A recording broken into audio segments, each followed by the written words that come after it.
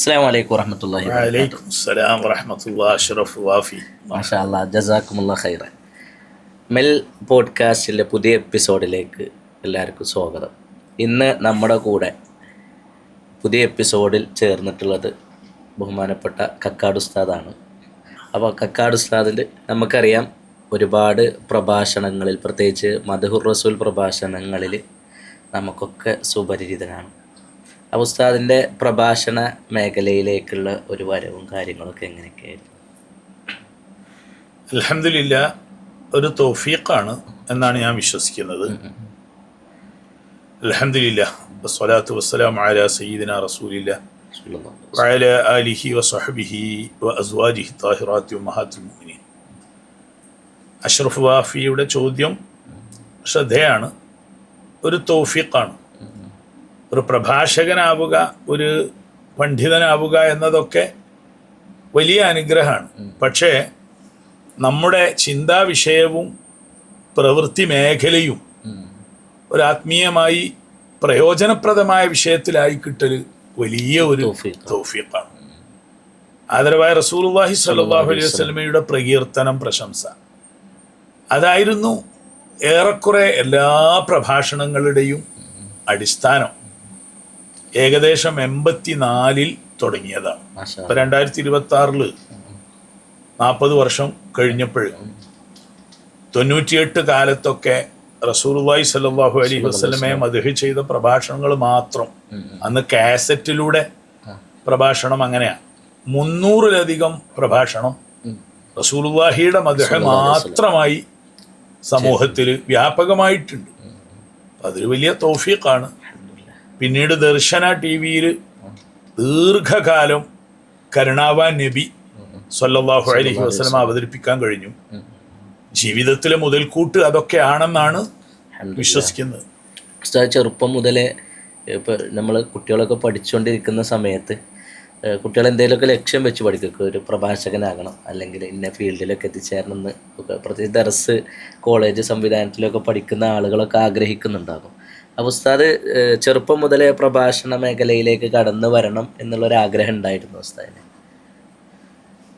അങ്ങനെ ഒരു ചോദ്യം ഞാൻ ഇതുവരെ നേരിട്ടിട്ടുമില്ല, ആലോചന വന്നിട്ടുമില്ല. സത്യത്തിൽ പ്രസംഗം അല്പാൽപ്പം തുടങ്ങിയ ശേഷം പ്രസംഗകനാകാം എന്ന ആഗ്രഹം വന്നു. അതുപോലെ ചില മീഡിയകളിലൊക്കെ അന്ന് എഴുത്ത് തുടങ്ങി. മുഹമ്മദ് കക്കാട് എഴുത്ത് തുടങ്ങിയപ്പോൾ തോന്നി എഴുത്തുകാരനും ആവാം. രണ്ടും യാദൃശ്ചികമായി കടന്നു വന്ന വഴികളാണ്. അപ്പോൾ ഒരു പ്രഭാഷകൻ നല്ലൊരു എഴുത്തുകാരൻ അല്ലെങ്കിൽ നല്ലൊരു വായനക്കാരനാകണം എന്നുള്ളൊരു മെസ്സേജ് കൂടെ അതിലൂടെ ഞാൻ വളർന്നു വരുന്ന കുട്ടികൾക്ക്, ഇപ്പോൾ നമ്മുടെ ഈ പോഡ്കാസ്റ്റ് ശ്രദ്ധിക്കുന്ന ഒരുപാട് മക്കളുണ്ടാകും, അപ്പോൾ അവർക്കൊക്കെ ഉപകാരപ്രദമാകുന്ന എന്ത് മെസ്സേജാണ് ഉസ്താദിന് കൊടുക്കാനുള്ളത്?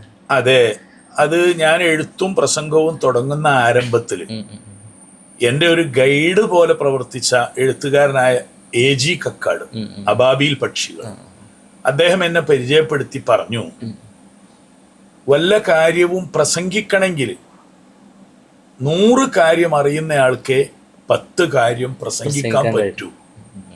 1000 കാര്യങ്ങൾ അറിയുന്ന ഒരാൾക്ക് 10 കാര്യം എഴുതാൻ പറ്റൂ. അതുകൊണ്ട് പഠനവും വിശാലമായ വായനയും കയ്യിലുണ്ടെങ്കിലേ ഈ എഴുത്ത് പ്രസംഗ രംഗത്തേക്ക് നീ ആലോചിക്കേണ്ടതുള്ളൂ. അതിന്നും എല്ലാവരോടും പറയാനുള്ളതാണ്. ഉള്ളത് വിളമ്പുന്ന രീതിയായാൽ ഒരിക്കലും അത് സമൂഹത്തിന് പ്രയോജനപ്പെടില്ല. നല്ലപോലെ ഗോഡൗണിൽ ഉണ്ടാവണം, മരുന്ന് വേണം. ഇപ്പോൾ പ്രത്യേകിച്ച് ജനങ്ങൾക്ക് അറിവിൻ്റെ വിസ്ഫോടനാണ്. എന്തെങ്കിലും ചെറുതൊക്കെ സംസാരിച്ച് അത് അബദ്ധം വരുത്തിയാൽ ആ നിമിഷത്തിൽ തിരുത്താനുള്ള ആളുകളുണ്ട്. സോഷ്യൽ മീഡിയ അത്രയും വൈറലായിക്കൊണ്ടിരിക്കുന്നു, അത്രയും വൈറലാണ്. അതുകൊണ്ട് തന്നെ ഒരു വിദ്യാഭ്യാസ സ്ഥാപനത്തിൻ്റെ അധിപതി എന്ന നിലക്ക് അഷ്റഫിനോട് പറയുന്നത്, നമ്മുടെ സിലബസ് ആകെ മാറണം. പഴയ സിലബസ്, ആ ചരിത്ര പഠനം, സാമൂഹിക പഠനം, അതൊക്കെ ആർക്കും 5 മിനിറ്റ് കൊണ്ട് എടുത്താൽ കിട്ടും, ChatGPT നോക്കിക്കഴിഞ്ഞാൽ കഴിയും. അപ്പം വിദ്യാഭ്യാസ മേഖലയെ മുച്ചൂടം മാറ്റി പരിവർത്തിപ്പിക്കൽ അനിവാര്യമാണ്. അത് കൂട്ടത്തിൽ പറയണം. ഉസ്താദ് ഇങ്ങനെ സംസാരിക്കുന്ന സമയത്ത് ഉസ്താദിൻ്റെ ചിന്താഗതിയും അതുപോലെ വിഷനൊക്കെ ഇങ്ങനെ അറിയാതെ സംസാരത്തിലൂടെ ഇങ്ങനെ ഫീൽ ചെയ്യുന്നുണ്ട്. അപ്പോൾ ഉസ്താദ് പിന്നെ ഈ ഒരു ഫീൽഡിലേക്ക് അല്ലെങ്കിൽ പ്രഭാഷണ രംഗത്തേക്ക് അല്ലെങ്കിൽ പല സ്ഥാപനത്തിൻ്റെയൊക്കെ പല സ്ഥാനങ്ങളൊക്കെ വഹിച്ചിട്ടുണ്ട്. അപ്പോൾ ഈ ഒരു അവസരത്തിലൊക്കെ ഉസ്താദ് നോക്കിക്കാണുന്ന ആരെങ്കിലും ഒക്കെ ഉണ്ടോ? മാതൃകയായിട്ട് റോൾ മോഡലായിട്ട് സാധാരണ ഒരു ഉസ്താദന്മാരെ പോലെയുള്ള നമ്മൾ 82 ജാമിയ നൂരിയയിൽ പഠിക്കുമ്പോൾ അതിൻ്റെ മുൻപൊക്കെ പ്രസംഗരംഗത്ത് സമാദരണീയരായ മാതൃകയാണ് മർഹൂം വൈലിത്തറ മുഹമ്മദ് കുഞ്ഞു മൗലവി റഹ്മത്തുള്ളാഹി അലൈഹി. അദ്ദേഹത്തിൻ്റെ ഭാഷാ പ്രയോഗം, അറിവ്, ആഴം, അവതരണം, ചാരുത, ഇതൊക്കെ ഞാൻ വല്ലാതെ കൗതുകത്തോടുകൂടെ ആസ്വദിച്ചിട്ടുണ്ട്. അതുപോലെ ഭാഷയിലെ സംഗീതാത്മക ശൈലിയാണ് പ്രിയപ്പെട്ട അബ്ദുസ്സമദ് സമദാനി സാഹിബ്. അദ്ദേഹം മറ്റൊരു വഴിയിലും ഞാൻ വേറെ ഒരു ലോകത്തും ആണെങ്കിൽ പോലും തിരുനബി സല്ലല്ലാഹു അലൈഹി വസല്ലമയെ പ്രകീർത്തിച്ച് സംസാരിച്ചവർ അവർ ഇൻഷാ അള്ളാഹ് ഖൈറിലേക്ക് എത്തും എല്ലാവരും. കാരണം അതാണ് നമ്മുടെ പ്രതീക്ഷ. ഉസ്താദ് സംഘാടന രംഗത്ത് പ്രത്യേകിച്ച് ഉസ്താദിൻ്റെ ഒരു കോർഡിനേഷനും കാര്യങ്ങളൊക്കെ കാണുന്ന സമയത്ത് സംഘാടന രംഗത്ത് ഇപ്പോൾ ഉസ്താദ് മാതൃകയാക്കുന്ന ആരെങ്കിലുമൊക്കെ ഉണ്ടോ? സംഘാടന രംഗത്ത് നിയോഗപരമായ ചില വഴികൾ വെട്ടിത്തെളിഞ്ഞിട്ടുണ്ട്. ഞാൻ വെട്ടിത്തെളിച്ചു എന്നൊന്നും പറയില്ല. ഞാൻ പറഞ്ഞില്ലേ, മർക്കസ് ആർട്സ് കോളേജിൽ അധ്യാപകനായ കാലം മുതൽ അഥവാ 85 മുതൽ സ്പിരിച്വൽ ക്യാമ്പുകൾ നടത്തും. വയോജനങ്ങളെ വിളിച്ച് കടൽ തീരത്ത്, മലമുകളിൽ, അതുപോലെ സ്പിരിച്വൽ ടൂറുകൾ ആ കാലത്ത് നടത്തിയിട്ടുണ്ട്. ഇന്നും എത്രയോ ആളുകൾ ദഅവത്ത് മീറ്റ്, അന്ന് നടന്ന സ്പിരിച്വൽ മീറ്റുകൾ, അതിൽ നിന്നൊക്കെ ആത്മീയ ലെവലിലേക്ക് ധാർമ്മിക രംഗം മെച്ചപ്പെടുത്തിയ ആളുകളുണ്ട്. അപ്പൊ അത് സ്വയം അങ്ങുണ്ടായി തീർന്നതാണ്. അത് ആരുടെയും ഒരു മാതൃകയൊന്നുമല്ല. ദഅവത്ത് മീറ്റ് എന്ന കോഴിക്കോട് മർക്കസ് കോംപ്ലക്സിൽ 15 വർഷത്തോളം എല്ലാ ഞായറാഴ്ചയും കേരളത്തിലുണ്ടോ ആ ക്ലാസ്സിൽ ഞാൻ ഉണ്ടായിരിക്കും. ആയിരങ്ങൾക്ക് ഹിദായത്തിന്റെ, വിജ്ഞാനത്തിന്റെ വെളിച്ചം കൈമാറാൻ കഴിഞ്ഞിട്ടുണ്ട്. അല്ലാഹു തആല സ്വീകരിച്ചു കിട്ടണം. ആമീൻ. ഉസ്താദ് പരിശുദ്ധമായ റബിയാണ്. അപ്പോൾ ഉസ്താദുമായിട്ട് സംസാരിക്കുന്നതിൻ്റെ ഇടയിൽ നമ്മൾ ഉസ്താദിനെ പിന്നെ മീറ്റ് ചെയ്യണമെന്ന് ആഗ്രഹിച്ച തന്നെ റസൂലുള്ളാഹി സ്വല്ലല്ലാഹു അലൈഹി വസല്ലം തങ്ങളുടെ ഒരുപാട് പ്രഭാഷണങ്ങൾ, ഉസ്താദിൻ്റെ പ്രഭാഷണങ്ങൾ ചെറുപ്പകാലത്ത് കേട്ടതായിട്ട് അറിവിലുണ്ട്. അപ്പോൾ എന്തെങ്കിലും അന്നത്തെ പ്രഭാഷണങ്ങളോ അനുഭവങ്ങളൊക്കെ ഉസ്താദിനെ അയവിറക്കാനുണ്ട്? തീർച്ചയായും. അമ്മാ ബിനിഅമതി റബ്ബിക ഫഹദ്ദിസ്. തിരുനബി സല്ലല്ലാഹു അലൈഹി വസല്ലമയുടെ അപദാനങ്ങളിൽ വിഷയം കേന്ദ്രീകരിച്ച് കിട്ടി എന്നത് ഒരു വലിയ സുരക്ഷയായിട്ട് ഇന്നും കാണുകയാണ്.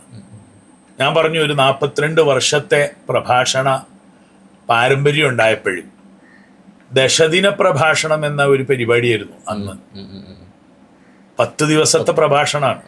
ഇപ്പൊ തിരൂരങ്ങാടി പരലോക ജീവിതം എന്ന വിഷയത്തിൽ ദശദിന പ്രഭാഷണമൊക്കെ കഴിഞ്ഞ് നല്ലപോലെ വിജയിച്ചു ആളുകളൊക്കെ എമ്പാടും വന്നപ്പോൾ ഒരു സംഘാടകർ വന്ന് എന്നോട് ചോദിച്ചിട്ടുണ്ട്, ഉസ്താദെ, ഞങ്ങളുടെ നാട്ടിൽ ഒരു 2 ദിവസത്തെ ദശദിന പ്രഭാഷണം, 2 ദിവസത്തെ അതായത് ദശദിന പ്രഭാഷണം എന്നത് തന്നെ ഒരു സ്വീകാര്യതയുടെ സ്ഥിരപ്രതിഷ്ഠയായി പോയപ്പോഴാണ് അങ്ങനെ ചിന്തിച്ചത്. അതിൽ ആദരവായ റസൂലുള്ളാഹി സ്വല്ലല്ലാഹു അലൈഹി വസല്ലമയെ കുറിച്ച് 24 ദിവസം തുടർച്ചയായി ലക്ഷദ്വീപില്, കവരത്തിയിൽ, അടുത്ത വർഷം വീണ്ടും അതേ വേദിയിൽ 24 ദിവസം റസൂലുള്ളാഹി സ്വല്ലല്ലാഹു അലൈഹി വസല്ലമയെ കുറിച്ച് പറയാൻ കഴിഞ്ഞു. അതേ വിഷയം.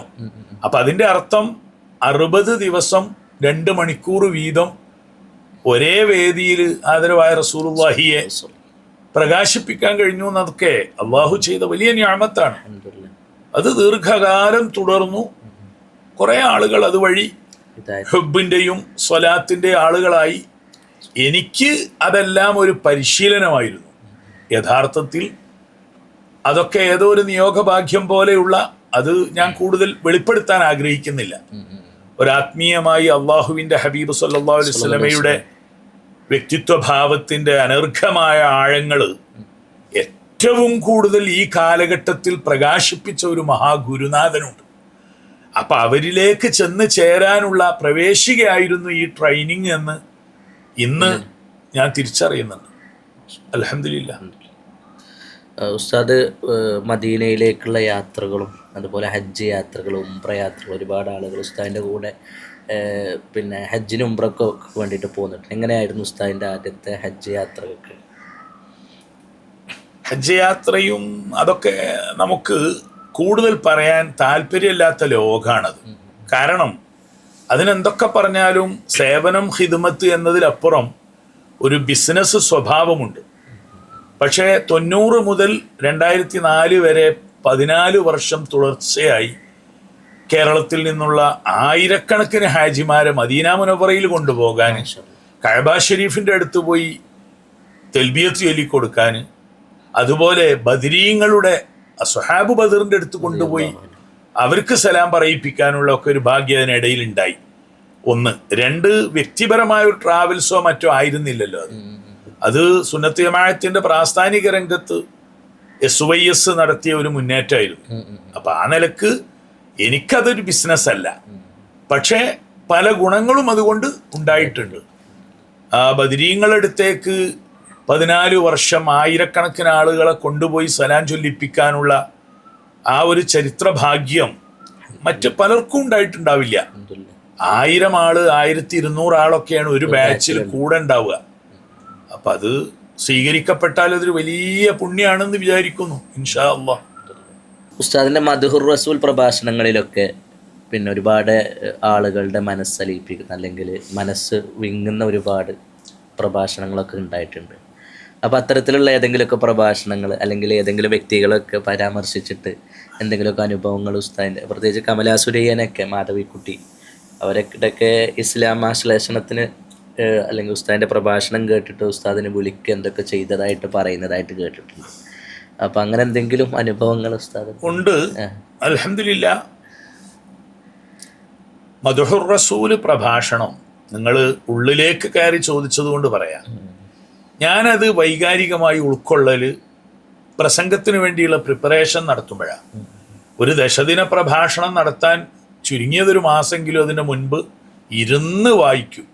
അന്നൊക്കെ വായിക്കലേ മാർഗമുള്ളൂ, ലൈബ്രറികളെ അവലംബിക്കുക, അല്ലാതെ ടെലിഫോണും കമ്പ്യൂട്ടർ സംവിധാനവും ഒന്നും അന്ന് വളർന്നിട്ടില്ല. അന്നൊക്കെ ഞാൻ ഒറ്റക്ക് വല്ലാതെ കരഞ്ഞിട്ടുണ്ട്.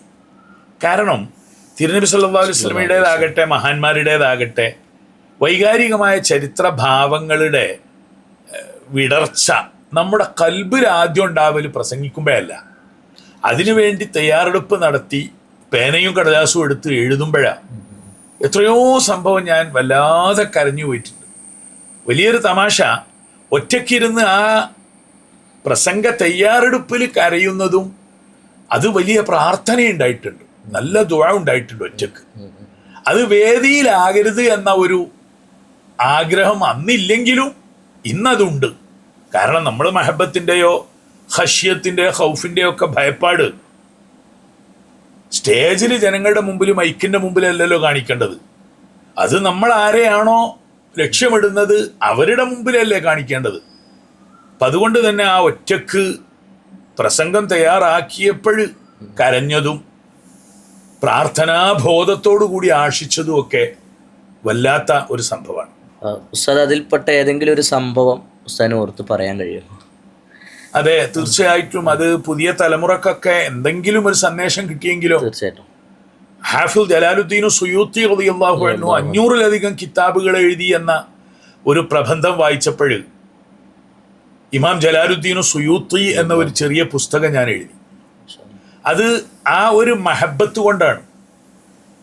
അൽ ഇമാം മുഹീദ്ദീൻ നവവി റളിയല്ലാഹു അൻഹു, അവിടുന്ന് ഒരനുഭവമുണ്ട്.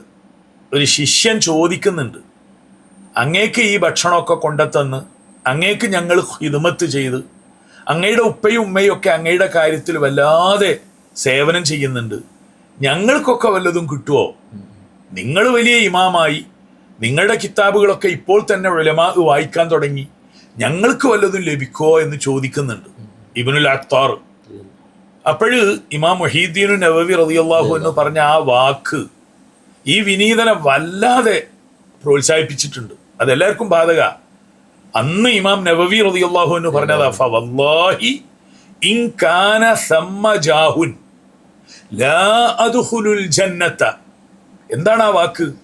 അള്ളാഹു പരലോക നാളില് എനിക്ക് വല്ല ഗുണവും ഉയർച്ചയും അംഗീകാരവും നൽകുമെങ്കിൽ അള്ളാഹുവാണ് സത്യം, എനിക്ക് പരിചയമുള്ള, എനിക്ക് സേവനം ചെയ്ത, എനിക്ക് ബന്ധമുള്ള ഒരാളും സ്വർഗത്തിൽ കടക്കാതെ ഞാൻ ആ സ്വർഗത്തിലേക്ക് ആദ്യം പോവുകയില്ല. ഇത് എൻ്റെ മാതാപിതാക്കളോട് പറയണം. ആ ഒരു വാക്ക് കേട്ടപ്പോഴാണ് ഇമാം മുഹിദ്ദീൻ നബവി റളിയല്ലാഹു അൻഹുവിൻ്റെ ആ വാഗ്ദാനം എനിക്ക് ലഭിക്കാൻ എന്താണ് മാർഗം എന്ന് ചിന്തിച്ചു. അങ്ങനെയാണ് മലയാള ഭാഷയിൽ ആദ്യമായി ഇമാം നവവി എന്ന പ്രൗഢമായൊരു ഗ്രന്ഥം അക്കാലത്ത് രചിച്ചത്. ഇതുപോലെ നിങ്ങൾ ചോദിക്കുന്നത് ആദരവായ റസൂലുള്ളാഹി സ്വല്ലല്ലാഹു അലൈഹി വസല്ലമയുടെ മദ്ഹ്, അതിലെ ചരിത്രത്തിൻ്റെ ഓർമ്മ. സത്യം പറഞ്ഞാൽ ഇത് നിങ്ങൾ ചോദിച്ചത് കൊണ്ട് ആ ചരിത്രം മനസ്സിലേക്ക് വരികയാണ്. ഞാൻ കരഞ്ഞുകൊണ്ട് സയ്യിദുനാ ഉമറുൽ ഫാറൂഖ് റളിയല്ലാഹു അൻഹുവിൻ്റെ ഒരു അനുഭവത്തെ എൻ്റെ ജീവിതത്തിലേക്ക് ചെറിയൊരളവിൽ അവരുടെയൊക്കെ വഴിയെ പോകാൻ എന്താണ് മാർഗം എന്ന് ചിന്തിച്ചിട്ട് പുന്നാര ഹബീബിനെ പറ്റി പ്രസംഗം സജീവാക്കിയിട്ടുണ്ട്. അത് ചരിത്രം എങ്ങനെയാണ്, അത് ഇക്കാലത്തെ ആളുകളൊക്കെ അറിയണം. ഇന്ന് ഭാഷാസ്ഫുടതയും സാങ്കേതിക സംവിധാനമേ ഉള്ളൂ. കൽബിൽ നിന്ന് തൊടുത്തു വിടുന്ന പദപ്രയോഗങ്ങൾ മാത്രമേ മറ്റുള്ളവരുടെ കൽബിലേക്ക് പ്രവേശിക്കുകയുള്ളൂ. അതിനാദ്യം ഹുബ്ബ് പറയുമ്പോൾ പറയുന്ന നമുക്ക് ഹുബ്ബ് വേണം. അഖീദയെക്കുറിച്ച് നമ്മൾ പറയുമ്പോൾ നമുക്ക് അള്ളാഹുവിനെ കുറിച്ച് റസൂലുള്ളാഹിനെ കുറിച്ച് അഖീദ വേണം. അത് ഇന്നത്തെ സമൂഹത്തിൽ കുറഞ്ഞു വരികയാണ്. അള്ളാഹു തആല നമുക്കൊക്കെ ഉയർച്ച നൽകാൻ ആശിക്കുക. ഞാൻ ആ ഒരു ഓർമ്മ അൽ ഹാഫിദ് ഇബ്നു അസാക്കിർ താരിഖ് ഇബ്നു അസാക്കിറിൽ, അൽ ഇമാമുൽ ബൈഹഖി ശുഅബുൽ ഈമാനിൽ, ഇമാം ഇബ്നുൽ ജൗസി തൻ്റെ സിഫത്തു സഫുവയിൽ എല്ലാം ഉദ്ധരിച്ച ഒരു കഥയുണ്ട്. അത് ഞാൻ എത്രയോ മണിക്കൂറുകൾ ഇരുന്ന് കരഞ്ഞിട്ടുണ്ട്. അതിൻ്റെ ഒരു ചെറിയ അളവ് കിട്ടാൻ വേണ്ടി കൊതിച്ചിട്ടുണ്ട്. അതിപ്പോഴും തുടരുന്നു ആ കൊതി. സംഭവം എങ്ങനെയാണ്? സയ്യിദുനാ ഉമറുൽ ഫാറൂഖ് റളിയല്ലാഹു അൻഹു അമീറുൽ മുഅ്മിനീനായ സമയത്ത് തൻ്റെ പ്രജകളുടെ ക്ഷേമാന്വേഷണത്തിന് വേണ്ടി നടക്കുന്ന ഒരു പരിപാടി ഉണ്ടായിരുന്നു. അത് അഷ്റഫൊക്കെ പല ചരിത്രത്തിലും കേട്ടിട്ടുണ്ടാവും. മുമ്പ് സ്കൂൾ പാഠപുസ്തകത്തിൽ അത്തരം ഒരു കഥ ഉണ്ടായിരുന്നു. അപ്പൊ ഒരു ദിവസം പട്ടിണിക്കാരെ കണ്ടെത്തുക, അത് മാറ്റുക. ഒരു ദിവസം ഫാറൂഖ് അന്തിപ്പാതിരാക്ക് നടന്നു പോകുമ്പോൾ ഒരു ചെറ്റക്കുടിലിൽ വെളിച്ചം കണ്ടു. ഈ രാത്രിയിലും എന്താണ് ഈ വെളിച്ചം എന്നറിയാൻ അടുത്തേക്ക് ചെന്നു. ആ വാതിലിന്റെ പഴുതിലൂടെ നോക്കിയപ്പോൾ വൃദ്ധയായ ഒരു മാതാവ് നൂൽപ്പ് ചെയ്തുകൊണ്ടിരിക്കുകയാണ്. അപ്പോഴവരുടെ ചുണ്ടുകളിൽ മനോഹരമായ കവിത വിരിയുന്നു. ഉമറുൽ ഫാറൂഖ് റളിയല്ലാഹു അൻഹു അടുത്തേക്ക് ചെന്ന് നിരീക്ഷിച്ചു. ഈ വൃദ്ധമാതാവിൻ്റെ കാവ്യലോകം ആസ്വദിക്കാൻ, എന്താണെന്നറിയാൻ. അപ്പോഴാ ഉമ്മ പാടിയ വരി, അത് ഞാൻ ഒരു സമ്മാനമായി പുതിയ തലമുറക്ക് നൽകുകയാണ്. ഈ പറഞ്ഞ കിതാബിലൊക്കെ അതുണ്ട്.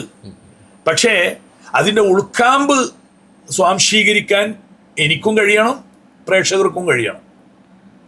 എന്തായിരുന്നു ആ ഉമ്മ പാടിയത്? അതേ മദീനയിലെ സ്വഹാബിയ്യത്തുകൾ, ഈ ഉമ്മത്തിലെ ആദ്യകാല ഈമാനിൻ്റെ നിറകുടങ്ങളായ ഉമ്മമാര്, വൃദ്ധന്മാര്, പണ്ഡിതന്മാരൊക്കെ ഈ മഹബത്തിൽ ലയിച്ചു ജീവിച്ചവരാണ്. ആ ഉമ്മൻ്റെ മൂളിപ്പാട്ടാണ് അലാ മുഹമ്മദിൻ സ്വലാത്തുൽ അബ്റാർ സ്വല്ലാ അലൈക്കൽ മുസ്തഫൂനൽ അഖ്യാർ ഖദ് കുൻത ഖവാമൻ ബുകിയൽ അസ്ഹാർ യാ ലൈത ശഅരി വൽ മനായ അത്വാർ ഹൽ തജ്മഉനി വ ഹബീബി അദ്ദാർ. ഇന്നും എന്നും അത് കൽബിൽ നമുക്ക് സൂക്ഷിക്കാനുള്ള ഒരു സന്ദേശ. ഈ ഉമ്മ തിരുനബിക്ക് സ്വലാത്ത് വർദ്ധിപ്പിക്കുന്നു, മദ്ഹ് ചൊല്ലുന്നു. അർദ്ധരാത്രികളിൽ നിസ്കാരത്തിലും പകൽ സമയങ്ങളിൽ നോമ്പിലും ഒഴുകി അള്ളാഹുവിൻ്റെ വഴിയെ സഞ്ചരിച്ച് അള്ളാഹുവിലേക്ക് ലോകത്തെ നയിച്ച പുണ്യപ്രവാചകരുടെ മേൽ അള്ളാഹുവിൻ്റെ സ്വലാത്ത് സലാം എമ്പാടും എന്നും ഉണ്ടാകട്ടെ എന്ന് പറഞ്ഞിട്ട് ഉമ്മ പറയുന്നത്, എന്നാണ് എനിക്ക് ആ തിരു വ്യക്തിത്വത്തോട് പുനഃസമാഗമം ഉണ്ടാവുക. എന്താ അതിൻ്റെ അർത്ഥം? തനിക്കും മരിച്ചു ചെന്ന് ആദരവായ റസൂലുള്ളാഹിയുടെ അടുത്തേക്ക് എത്തിച്ചേരാനുള്ള അഭിലാഷമാണ്. തുടർന്ന് ആ വരി ഹൽ തജ്മഉനി വഹബീബി അദ്ദാർ. നാഥ, സർവപുരാനായ അല്ലാഹുവേ, എന്നെയും എൻ്റെ പ്രേമഭാജനമായ അഷ്റഫുൽ ഖൽഖ് സല്ലല്ലാഹു അലൈഹി വസല്ലമയെയും ആ ഒരു വീട്ടിൽ സ്വർഗീയ വസന്തത്തിൽ എന്നെ നീ സംഗമിപ്പിക്കുകയില്ലേ? എൻ്റെ ഹബീബിൻ്റെ കൂടെ എന്നെ നീ ഒരുമിച്ച് കൂട്ടിത്തരില്ലേ? ഇതാണ് അർദ്ധരാത്രിയിലെ കരഞ്ഞുകൊണ്ടുള്ള പാട്ട്. സയ്യിദന ഉമറുൽ ഫാറൂഖ് ദൂരെ നിന്ന് അത് ശ്രദ്ധിക്കുന്നു. ഇവിടെയാണ് ഇത് കേട്ടിട്ട് വൈകാരികമായ ഒരു തുടിപ്പും ഒരു ചലനവും ഇല്ലെങ്കിൽ പിന്നെ നമ്മുടെ ഈമാനിന് എന്താ അർത്ഥം? ഹൽ തജ്മഉനി വഹബീബി അദ്ദാർ. പരിശുദ്ധ റബീഉൽ അവ്വലിന്റെ വസന്തമായി ലോകത്തിന്റെ കാരുണ്യമായ ഹബീബ് സല്ലല്ലാഹു അലൈഹി വാലിഹി വസല്ലമയുടെ കൂടെ ആ സ്വർഗീയ വീട്ടിൽ സംഗമിക്കുക എന്നതാണല്ലോ ലക്ഷ്യം. ഈ വാക്ക് കവിതയിൽ വിരിഞ്ഞപ്പോഴ് ഉമറുൽ ഫാറൂഖിന് നിയന്ത്രണം വിട്ടു. വാതിൽ മുട്ടി. ഉമ്മ ഒന്ന് തുറക്കണം എന്ന് പറഞ്ഞു. ആരാണ് ഇപ്പോൾ ഈ അസമയത്ത് വാതിൽ വന്ന് മുട്ടുന്നത്? അപ്പൊ പറഞ്ഞു ഉമർ ഇബ്നുൽ ഖത്താബ്. ഉമ്മ ഞെട്ടിപ്പോയി. ഒരു വേള ചോദിച്ചു, മാലി ഉമർ ഫീ ഹാദൽ വഖ്ത്, ഈ സമയത്ത് ഉമറിന് എന്താണ് എൻ്റെ ഈ ചെറ്റക്കുടിയിൽ കാര്യം? അപ്പോഴ് ഉമ്മ ആളെ മനസ്സിലായപ്പോഴ് വാതിൽ തുറന്നു കൊടുത്തു. എന്നിട്ട് നിലത്തിരിക്കുകയാണ്.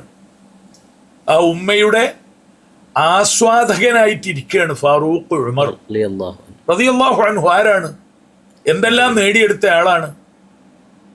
അസ്അലുകി അൻ തറുദ്ദി ഹാദിഹിൽ കലിമാത്തില്ലത്തി ഖുൽതിഹാ ആനിഫ.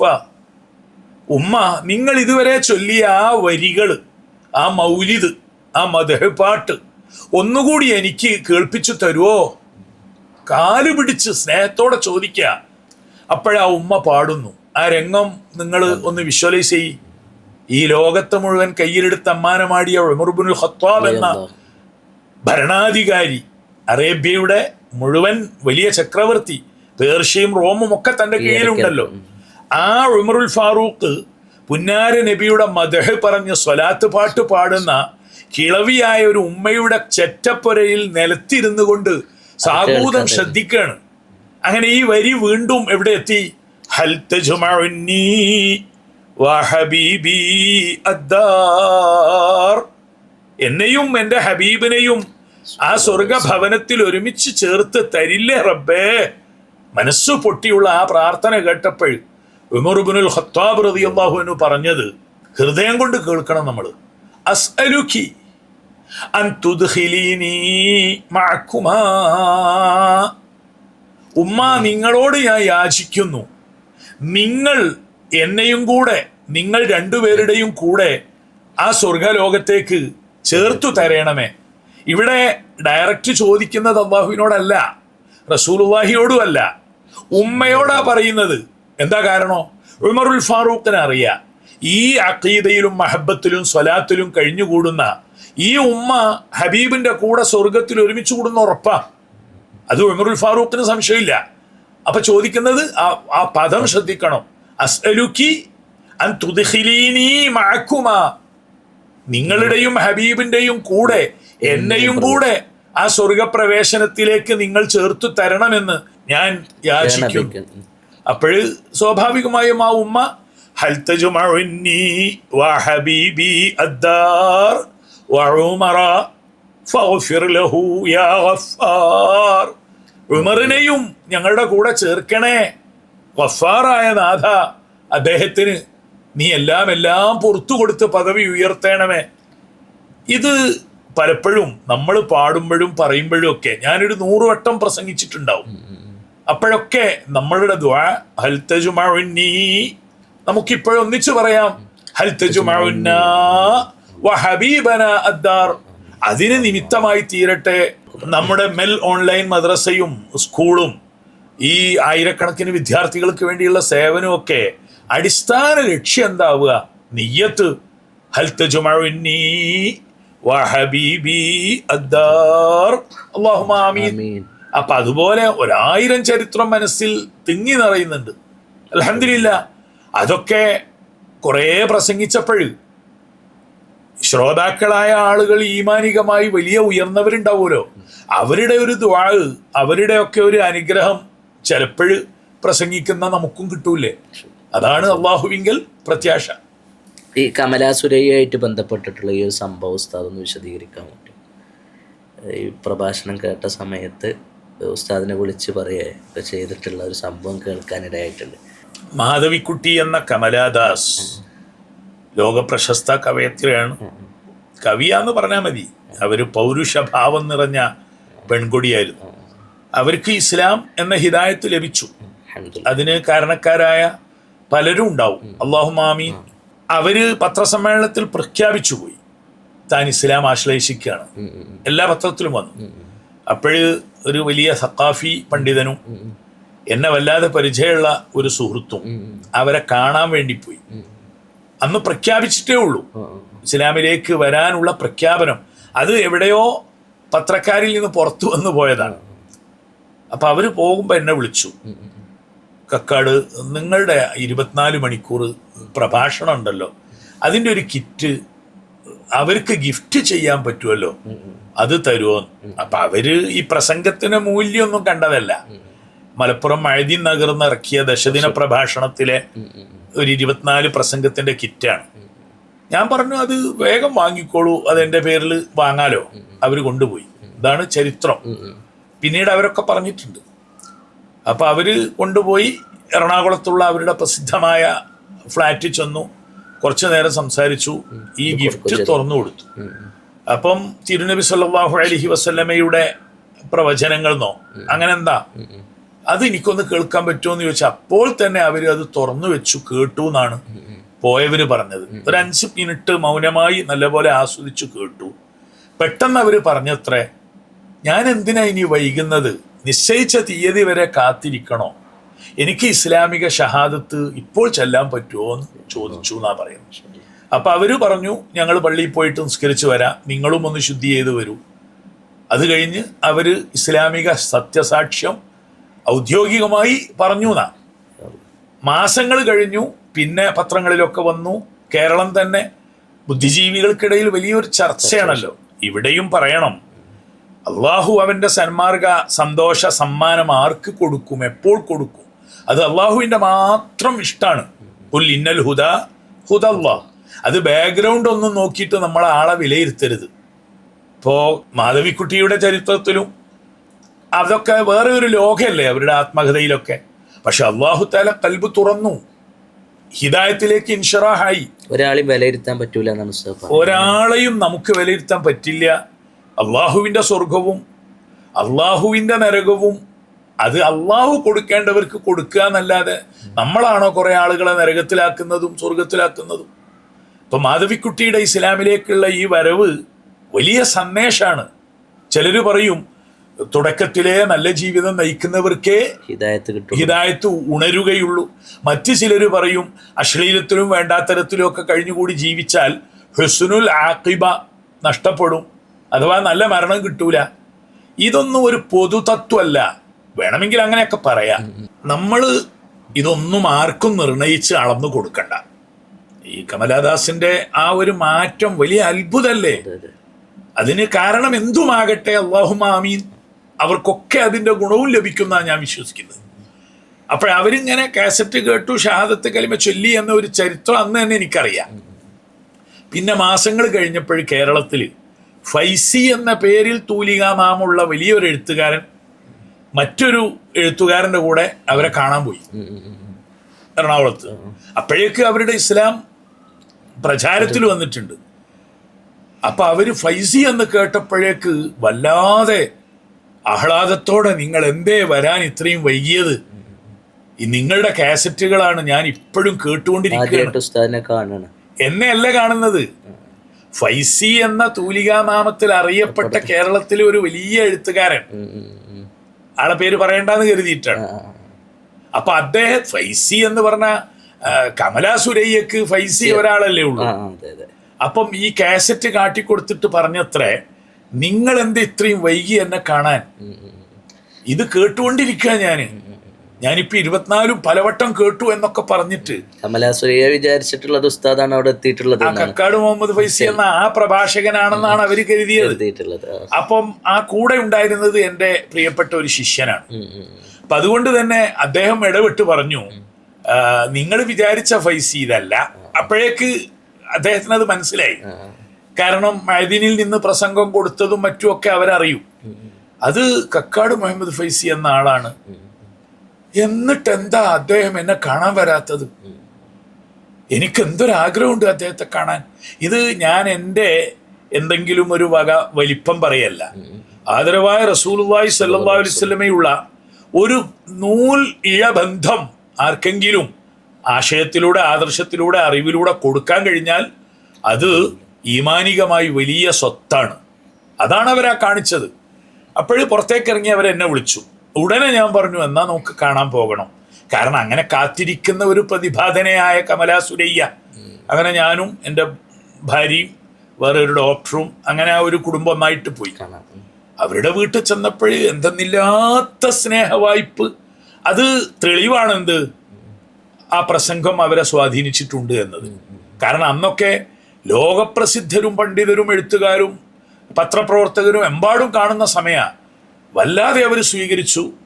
എൻ്റെ പ്രിയപ്പെട്ട ഭാര്യയ്ക്ക് കവിൾത്തടത്തിലൊരു ഉമ്മ കൊടുത്തിട്ട്, രണ്ടാമത്തെ ഒരു ഉമ്മ കൊടുത്തിട്ട് പറഞ്ഞു, ഇത് അവർക്കുള്ളതാ, അത് നീ കൊടുത്താൽ മതി, എനിക്കുള്ളത് അങ്ങനെയല്ലേ കൊടുക്കാൻ പറ്റൂ. അങ്ങനെ ഞങ്ങൾ കുറേ കഥയൊക്കെ പറഞ്ഞപ്പോൾ അഷ്റഫ് ചോദിച്ചതുകൊണ്ട് പറയാണ്, ഇരുന്ന് അവർക്കറിയേണ്ടത് റസൂലുള്ളാഹി സ്വല്ലല്ലാഹു അലൈഹി വസല്ലമയെ കുറിച്ചാണ്. എന്നോട് പറഞ്ഞു, ഞാൻ ഇതിൽ കേട്ടിട്ടുണ്ട് പല ചരിത്രവും, നേരിട്ട് ഒന്ന് കേൾക്കാൻ ഒരു ചരിത്രം പറഞ്ഞു തരുമോ? ആ ചോദ്യം തന്നെ ഉയർന്ന ചോദ്യമല്ലേ, നമ്മൾ ആ വഴിക്കൊക്കെ ആലോചിക്കും. അപ്പം ആ ചരിത്രം ഞാൻ പറയേണ്ടി വന്നു. ഉസ്താദിനോട് കമലാ സുരയ്യ ചോദിച്ച ചരിത്രം ഉണ്ടല്ലോ, നേരിട്ട് ഒരുപാട് ഉസ്താദിൻ്റെ കാസറ്റുകളൊക്കെ കണ്ടിട്ടുണ്ടെങ്കിലും നേരിട്ട് കണ്ട സമയത്ത് ഉസ്താദിനോട് ചോദിച്ച ആ ഒരു സംഭവം ഉസ്താദ് എന്തായിരുന്നു പറഞ്ഞു കൊടുത്തിട്ടുണ്ടായിരുന്നത്? അത് ഹൃദയമാണ്. ഹൃദയം കൊണ്ട് ചരിത്രത്തെ ആവാഹിക്കുന്നവരുടെ മുമ്പിലാണ് ഞാനത് പറഞ്ഞത് എന്ന് എനിക്ക് ഉറപ്പാണ്. കമലാ സുരയ്യയെ ഞാൻ ആ രീതിയിൽ ഇന്നും കാണുന്നു. അവസാനം വിശ്വാസികളുടെ ശ്മശാനത്തിൽ തിരുവനന്തപുരത്ത് അന്തി ഉറങ്ങാൻ ഭാഗ്യം ലഭിച്ചല്ലോ കമലാ സുരയ്യയ്ക്ക്. ഞാൻ അന്ന് തെരഞ്ഞെടുത്ത് പറഞ്ഞു കൊടുത്ത കഥ അത് നമ്മളൊക്കെ ഓർക്കണം. അറബ് ആത്മീയ വിശ്വാസികൾക്കിടയിൽ പരമ്പരാഗതമായി കൈമാറി വരുന്ന ഒരു ചരിത്ര. ഇത് ചിലപ്പം ബുഖാരിയിലും മുസ്ലിമിലും ഒന്നും കാണില്ല. കാരണം ചരിത്രമൊക്കെ പല നിലക്കും കൈമാറി വരുമല്ലോ, ചരിത്ര ഗ്രന്ഥങ്ങളിലൊക്കെ ഉണ്ടാവാം. സയ്യിദുനാ റസൂലുള്ളാഹി സ്വല്ലല്ലാഹു അലൈഹി വസല്ലം മദീനയിൽ നിന്ന് വിളംബരപ്പെടുത്തുകയാണ്, ഈ വർഷം ഹജ്ജിന് പോകുന്നു. അറേബ്യയുടെ നാനാഭാഗത്തും ഇസ്ലാമിലേക്ക് വന്ന ആളുകൾ പുതിയവരും പഴയവരും പരിശുദ്ധ മക്കയിൽ എത്തിച്ചേരുന്നു. റസൂലുള്ളാഹി കഅബ ഷരീഫിന്റെ പരിസരത്ത് തവാഫിലാണ്. 10,000 കൂടെ ഉണ്ട്. അപ്പോഴ് അറേബ്യയുടെ ഏതോ മലയിടുക്കിൽ നിന്ന് വന്ന ഒരു ആദിവാസി, ഒരു അറാബി, പ്രവാചകർ തന്നെ നേരിട്ട് ഹജ്ജിന് വന്നിരിക്കുന്നു എന്ന് കേട്ടപ്പോൾ അദ്ദേഹം ഓടിയെത്തി. കുറച്ച് വൈകി. അപ്പം അദ്ദേഹം കഅബ ഷരീഫിന്റെ ഹറമിലേക്ക് കടന്നപ്പോൾ കേൾക്കുന്നത് റസൂലുള്ളാഹിയും മനുഷ്യരന്മാരും തവാഫിലാണെന്നാ. ഇദ്ദേഹത്തിന് ഒരു ഐഡിയ ഇല്ല, ഖുർആൻ ഷരീഫ് നേരിട്ട് കേട്ടിട്ടില്ല, അറാബിയാണ്. ഇസ്ലാമിനെ പറ്റി ഒരു ഇൻഷിറാഹ് വെളിച്ചം കൽബ് കിട്ടി. അള്ളാഹുവിന്റെ ഒരു റസൂലുണ്ട്, ദൂതര്, മനുഷ്യർക്ക് അള്ളാഹുവിനോട് ബന്ധപ്പെടാനും അള്ളാഹുവിന് മനുഷ്യർക്കുള്ള സന്ദേശം കൈമാറാനുമുള്ള വസീല. അങ്ങനെ ഒരാളുണ്ട്, അവര് മുഹമ്മദുനിൽ അമീൻ സല്ലല്ലാഹു അലൈഹി വസല്ലം, അത്രേ അറിയൂ. അപ്പോഴാരോ പറഞ്ഞു റസൂലുള്ളാഹി തവാഫിലേക്ക് പ്രവേശിച്ചിട്ടുണ്ട്. അപ്പോഴേ അദ്ദേഹം ഇറങ്ങി. പിന്നെ ഇഹ്റാമിന്റെ വേഷമൊക്കെ അന്ന് പരിചയമുള്ളതാ. അങ്ങനെ അവര് കൂടെ അങ്ങനെ നടക്കുകയാണ്. ആ ആദിവാസിയായ മനുഷ്യൻ പുറകെ നടന്ന്, അദ്ദേഹത്തിന് പ്രത്യേകിച്ച് ദ്വാരക്കാനൊന്നും അറിയില്ല, കാരണം ഹജ്ജ് ഉംറന്റെ ഏടുകളൊന്നും ഇല്ലല്ലോ അന്ന്. റസൂലുള്ളാഹിയുടെ ദർസും പ്രസംഗവും വല്ലാതെ കേട്ടിട്ടുമില്ല. അപ്പൊ അവർക്കാകെ അറിയുന്നത് ഈ കഅബ എന്ന പരിശുദ്ധ ഭവനത്തിന്റെ നാഥൻ, കരീമായ ഔദാര്യ വർഷത്തിന്റെ കരുണക്കടലായ അള്ളാഹുവാണ്. യാ കരീം, യാ കരീം, യാ കരീം. ഇവരിങ്ങനെ ഈ ഒരു മന്ത്രം, അള്ളാഹുവിന്റെ പരിശുദ്ധ ഇസ്മ പറഞ്ഞിട്ട് ദുആ ചെയ്യാണ്. അങ്ങനെ നടന്ന് നടന്ന് ആൾക്കൂട്ടത്തിനിടയിൽ ആദരവായ റസൂലുള്ളാഹിയുടെ അടുത്തേക്ക് ഈ ആദിവാസി സഹോദരൻ എത്തിച്ചേരുകയാണ്. അപ്പോഴും അദ്ദേഹം കണ്ഠമിടറി കഅബ ഷരീഫിന്റെ ആ ഭാഗത്തേക്ക് നോക്കി, യാ കരീം യാ കരീം യാ കരീം. ഇത് ഖൽബ് തട്ടുന്നൊരു വാക്കാണ്. ഇത് റസൂലുള്ളാഹി സ്വല്ലല്ലാഹു അലൈഹി വസല്ലം ശ്രദ്ധിക്കാനിട വന്നു. അവിടുന്ന് ആമീൻ ആമീൻ, ഈ അറാബിയുടെ യാ കരീം എന്ന ആ വിളിക്ക് ഉത്തരം ചെയ്യുന്നത് റസൂലുള്ളാഹി ആമീൻ ആമീൻ. കുറച്ചു നേരം ഈ ആദിവാസി ശ്രദ്ധിച്ചില്ല. കുറച്ച് കഴിഞ്ഞപ്പോൾ എൻ്റെ ഈ പ്രാർത്ഥനയ്ക്ക് പ്രത്യുത്തരം ആരോ ഒരാൾ പറയുന്നല്ലോ എന്ന് ശ്രദ്ധിച്ചു. അപ്പോൾ പെട്ടെന്ന് തോന്നിയത് എന്താണ്? തൻ്റെ ഈ പ്രാർത്ഥന വാചകം പൂർണ്ണമല്ലാത്തത് കൊണ്ടോ മറ്റോ അങ്ങനെ എന്തോ പ്രതികരണമായിരിക്കും. പെട്ടെന്ന് ആ മുഖത്തേക്ക് നോക്കി. ഇവിടെയാണ് ആ സമാഗമം. ഈ അറാബി കേട്ടറിഞ്ഞ് വിശ്വസിച്ച് ഓടി വന്ന് കഅബയുടെ മുറ്റത്തെത്തിയിരിക്കുകയാണ്. അതസ്തഹ്സിഉ ബിഹി അയ്യുഹർ റജുൽ, റസൂലാണെന്ന് അറിയൂല. ഇത് യാ കരീം എന്ന് താൻ പറഞ്ഞതിന് ആമീൻ ആമീൻ എന്ന് പറഞ്ഞപ്പോൾ അങ്ങ് ആരാണ്, എന്നെ കളിയാക്കുകയാണോ എന്ന് ചോദിച്ചു അത്രേ. അപ്പോഴ് ഹബീബ് റസൂലുള്ളാഹി സ്വല്ലല്ലാഹു അലൈഹി വസല്ലമ പുഞ്ചിരിയോടുകൂടി ആ മനുഷ്യന്റെ മുഖത്ത് നോക്കി, ഒരിക്കലും പരിഹാസം അല്ലല്ലോ, അങ്ങയുടെ ആ വിളിക്ക് ഞാനും പങ്കു ചേർന്നതാണ് എന്ന രീതിയിൽ തിരുനബിയുടെ പ്രതികരണം വന്നു.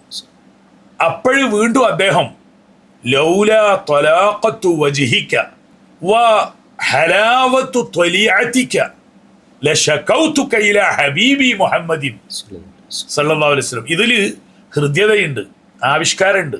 ഈ ചരിത്രം വല്ലാത്ത പുതുമയുള്ളതാ. ഈ മനുഷ്യന്റെ മുഖത്തേക്ക് നോക്കിയപ്പോൾ നേരത്തെ മുമ്പ് കണ്ട് പരിചയപ്പെടാത്ത ഈ അറാബിക്ക് വല്ലാത്ത കൗതുകായി. അങ്ങയുടെ മുഖത്ത് തിളങ്ങുന്ന ഈ പ്രോജ്വലിക്കുന്ന ഭാവവും അങ്ങയുടെ വ്യക്തിത്വത്തിന്റെ ഉജ്ജ്വലതയും അതില്ലായിരുന്നെങ്കിൽ നിങ്ങളെപ്പറ്റി ഞാൻ എൻ്റെ ഹബീബ് മുഹമ്മദ് സ്വല്ലല്ലാഹു അലൈഹി വസല്ലമയോട് ആവലാതി ബോധിപ്പിക്കും മനുഷ്യ എന്ന് പറഞ്ഞു. അപ്പോൾ ഹബീബ് സല്ലല്ലാഹു അലൈഹി വസല്ലം ചിരിച്ചുകൊണ്ട് ചോദിച്ചു, അതഅരിഫു ഹബീബക യാ അഹൽ അറബ്, നിങ്ങൾ ഹബീബിനോട് പരാതി ബോധിപ്പിക്കാൻ നിങ്ങൾക്ക് നിങ്ങളുടെ ഹബീബിനെ അറിയോ അറബ് സഹോദര? ഇതൊക്കെ മനസ്സെന്നാണല്ലോ. അപ്പോഴദ്ദേഹം പറയാ, കഅബ ഷരീഫിന്റെ കറുത്ത കില്ല പുതച്ച അൽ കരീമായ അള്ളാഹു മനുഷ്യവംശത്തിന് ഭൂമിയിൽ സ്ഥാപിച്ച കഅബ മന്ദിരത്തിലേക്ക് നോക്കി, എൻ്റെ ഹബീബിനെ എനിക്ക് അങ്ങനെയൊന്നും അറിയില്ലെങ്കിലും റബ്ബു ഹാദൽ ബൈത്തി യഅരിഫുൽ ഹബീബ്, ഈ കഅബ ഭവനത്തിന്റെ ഉടമയ്ക്ക് എൻ്റെ ഹബീബ് ആരാന്നറിയാം. അതുകൊണ്ട് നിങ്ങൾ എന്താ വിചാരിച്ചത്? അപ്പോഴും ആദരവായ റസൂലുള്ളാഹി സ്വല്ലല്ലാഹു അലൈഹി വസല്ലം ഇത്രയായപ്പോൾ ഇവിടെയാണ് കഥയിലെ ഒരു മർമ്മം. കമലാ സുരയ്യ ഞങ്ങൾ ചെല്ലുന്ന സമയത്ത് ഒരു ഇംഗ്ലീഷ് പോയട്രി എഴുതിക്കൊണ്ടിരിക്കുകയാണ്. അതിനിടയിലാണ് ഞങ്ങളെ സ്വീകരിക്കുന്നത്. ഈ കഥ പകുതി അങ്ങ് കേട്ടപ്പോഴേക്ക് കരഞ്ഞുകൊണ്ട് കമലാ സുരയ്യ ചോദിക്കുകയാണ്, ആ സമയത്ത് സന്ദർഭത്തിൽ പ്രവാചകരുടെ ആറ്റിറ്റ്യൂഡ് എന്തായിരുന്നു? ഇത് സാധാരണ നമ്മൾ 1000 തവണ ഈ കഥ പറഞ്ഞു കൊടുക്കുന്ന കേൾപ്പിക്കുന്ന വിദ്യാർത്ഥികളൊന്നും അങ്ങനെയൊന്നും ചോദിക്കില്ല. അതാണ് ബുദ്ധിയുള്ള ഹൃദയം പ്രതികരിക്കും. ആ സന്ദർഭത്തിൽ പ്രവാചകരുടെ അവസ്ഥയും സന്ദർഭവും എന്തായിരുന്നു? ഭാഗ്യവശാൽ ഈ ചരിത്രത്തിന്റെ വാൽകഷ്ണത്തിൽ അതുണ്ട്. ഏത് എന്താണ് റസൂലുള്ളാഹി സ്വല്ലല്ലാഹു അലൈഹി വസല്ലം അവിടെ കാണിച്ചത്?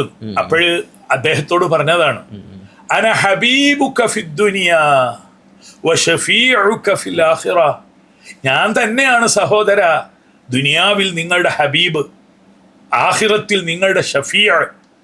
ഇതങ്ങോട്ട് പറഞ്ഞപ്പോഴേക്ക് ആ സഹോദരൻ ആദരവായ റസൂലുള്ളാഹിയെ കെട്ടിപ്പിടിച്ച് ആലിംഗനം ചെയ്തു. എന്നിട്ട് റസൂലുള്ളാഹി സ്വല്ലല്ലാഹു അലൈഹി വസല്ലം പറഞ്ഞു, നിങ്ങൾ എന്നെക്കുറിച്ചും ആവലാതി പറയാൻ പോകണ്ട, ഞാൻ നിങ്ങളെക്കുറിച്ചും ആവലാതിക്കൊന്നും പോകണ്ട. ഈ റബ്ബു ഹാദൽ ബൈത്ത്, അള്ളാഹു നമ്മളെ സ്വീകരിക്കട്ടെ എന്ന് പറഞ്ഞ് അദ്ദേഹത്തെ സയ്യിദുനാ റസൂലുള്ളാഹി സ്വല്ലല്ലാഹു അലൈഹി വസല്ലം സ്വീകരിച്ചു. ഇത് ഉയർത്തുന്ന സന്ദേശം എന്താണ്? കുറെ അറബി ഭാഷയിലെ പ്രാർത്ഥനാ വാചകങ്ങൾ ഉരുവിടുന്നതൊന്നും അല്ല കാര്യം. തെളിഞ്ഞ കൽബിൽ നിന്ന് ഇലാഹായ അള്ളാഹുവിനെ ഹൃദയം കൊണ്ട് സംവദിക്കുന്ന ഒരവസ്ഥ ഉണ്ടല്ലോ. യാ കരീം, ഹജ്ജിന് പോകുന്നവരോടൊക്കെ ഞാൻ പറയാറുണ്ട്, നിങ്ങൾ കുറെ ആളുകൾ പറയുന്നത് ഏറ്റുചൊല്ലുന്നതിനേക്കാളും നിങ്ങൾക്കറിയാത്ത ഭാഷയിൽ കുറെ എന്തൊക്കെയോ മന്ത്രങ്ങൾ ഉരുവിടുന്നതിനേക്കാളും നല്ലത് അല്ലെങ്കിൽ പിന്നെ ഖുർആൻ സുന്നത്തൊക്കെ വാരിദായ ഹദീസും പ്രാർത്ഥനയും ആകണം. അല്ലെങ്കിൽ നിങ്ങൾക്ക് നല്ലത് നിങ്ങളുടെ ഭാഷയിൽ അള്ളാഹുവിനോട് പറയുക. ഈ അറാബി ചെയ്തതുപോലെ യാ കരീം യാ കരീം. ചുരുക്കത്തിൽ സല്ലല്ലാഹു അലൈഹി വസല്ലമ നമുക്കൊക്കെ അന ഹബീബുക ഫിദ്ദുനിയ വശഫീഉക ഫിൽ ആഖിറ, അത് നമുക്കൊക്കെ കേൾക്കാൻ കഴിയണം. ഉസ്താദെ, ഹജ്ജും ഉംറയും എന്നുള്ളത് ഇപ്പോൾ ഒരു ട്രെൻഡായി മാറിക്കൊണ്ടിരിക്കുകയാണ് ആളുകൾക്കൊക്കെ. അപ്പോൾ ഇവനെല്ലാവരും പോകുന്നു, അപ്പോൾ നമ്മളും പോവുകയാണ് എന്നുള്ള രൂപത്തിലേക്ക് മാറിയൊന്ന് പേടിക്കുകയാണ്. അപ്പോൾ ഉസ്താദിന് ഹജ്ജിനും ഉംറക്കൊക്കെ നിയ്യത്താക്കുന്ന ആളുകൾക്ക്, ഒരുപാട് ഹജ്ജാജിമാരെ യാത്രയാക്കി അല്ലെങ്കിൽ കൂടെ യാത്ര ചെയ്ത ഉസ്താദ് എന്നുള്ള നിലക്ക് അവർക്ക് കൊടുക്കാനുള്ളൊരു മെസ്സേജ് എന്താണ്? കുല്ലുൻ യഅമലു അലാ ശാകിലതി വറബ്ബുക അഅലമു ബിമൻ ഹുവ അഹ്ദാ സബീല. യാത്ര പോകുന്ന ഹജ്ജ് ഉംറയും അതുപോലത്തെ സിയാറത്ത് തീർത്ഥയാത്രകളും ഒക്കെ നടത്തുന്നവരെ പറ്റിയൊന്നും വിധി പറയാൻ നമ്മളാരും അല്ല. അതിൽ നല്ല നിയ്യത്തോടുകൂടി പരിശുദ്ധ ഹറം ഷരീഫിലെത്താൻ, മദീന മുനവ്വറയിൽ വീണ്ടും വീണ്ടും ചെന്നെത്താൻ ആഗ്രഹിക്കുന്ന സഹൃദയരെമ്പാടും ഉണ്ടാവും. അവരെ നമ്മൾ ആദ്യം ആദരവോടെ കാണുന്നു. എന്നാൽ വ്യാപകമായ അർത്ഥത്തിൽ ഇതൊരു കച്ചവടവും, കൊണ്ടുപോകുന്നവർക്ക് കച്ചവടം, നയിക്കുന്ന ആളുകൾക്ക് പോലും അത് അവരുടെ ജീവിത വൃത്തി, അങ്ങനെയൊക്കെ വരുമ്പോൾ സങ്കടമുണ്ട്. ചിലപ്പോഴും ഒരു വാടകത്തൊഴിൽ പോലെ ആവുക, അതുപോലെ കൃത്രിമമായി കരയുക, ദുആ ചെയ്യുക, അത് ഞാൻ അവരെ കുറ്റപ്പെടുത്തുകയല്ല, അങ്ങനെയാണ് എന്ന് എല്ലാവർക്കും അറിയാം, ചെയ്യുന്നവർക്കും അറിയാം. മറിച്ച് ഒറ്റപ്പെട്ട നല്ല ആളുകൾ നല്ല ഉദ്ദേശത്തോടെ ഉണ്ടാവും. അപ്പോൾ പോകുന്നവരോട് ഞാൻ പറയുന്നത് കുറച്ച് മൂർച്ചയുള്ള സന്ദേശമാണ്. എന്താണത്? ഹജ്ജ് ജീവിതത്തിൽ ഒരിക്കലേ ഫർളുള്ളൂ. പിന്നെ 5 വർഷം കൂടുമ്പോഴൊക്കെ ഒന്ന് പുതുക്കാമെന്ന് ചെറിയ ചില പ്രമാണങ്ങളിലുണ്ട്. മദീന മുനവ്വറയിലേക്ക് പോകുന്നതിന് പിന്നെ മറ്റൊരു മാനമുണ്ട്. അത് ഇത്ര പോയാലും ദാഹം തീരാത്ത റസൂലിനോടുള്ള ഒരു ഇഷ്കിന്റെ ഭാഗ. എന്നാൽ എല്ലാ റമദാനിലും അല്ലെങ്കിൽ ഒരു കൊല്ലം തന്നെ 3 തവണയും അല്ലെങ്കിൽ 10ാമത്തെ തവണയും 20ാമത്തെ തവണയും ഒക്കെ പോകുന്ന ആളുകൾ ഒരു ചെറിയ പോയിന്റ് പറയാ, ചിലർക്ക് അത് ഇഷ്ടപ്പെടൂല. ഷഹാദത്ത് കലിമയുടെ സുന്നത്ത്, അതിൻ്റെ നാഫിലത്ത്, പിന്നെ നിസ്കാരം അതിൻ്റെ നാഫിലത്ത്, പിന്നെ സക്കാത്ത് അതിൻ്റെ നാഫിലത്ത്, 3ാമത്തത് സുയാമ് അതിൻ്റെ നാഫിലത്ത്, ഹജ്ജ് 5ാമത്തെ റുക്നാണ്, അതിൻ്റെ നാഫിലത്താണ് സുന്നത്തായ ഉംറയും സുന്നത്തായ ഹജ്ജൊക്കെ. അങ്ങനെ വരുമ്പോൾ ക്രമപ്രകാരമാണ് അതിൻ്റെ പ്രാധാന്യം.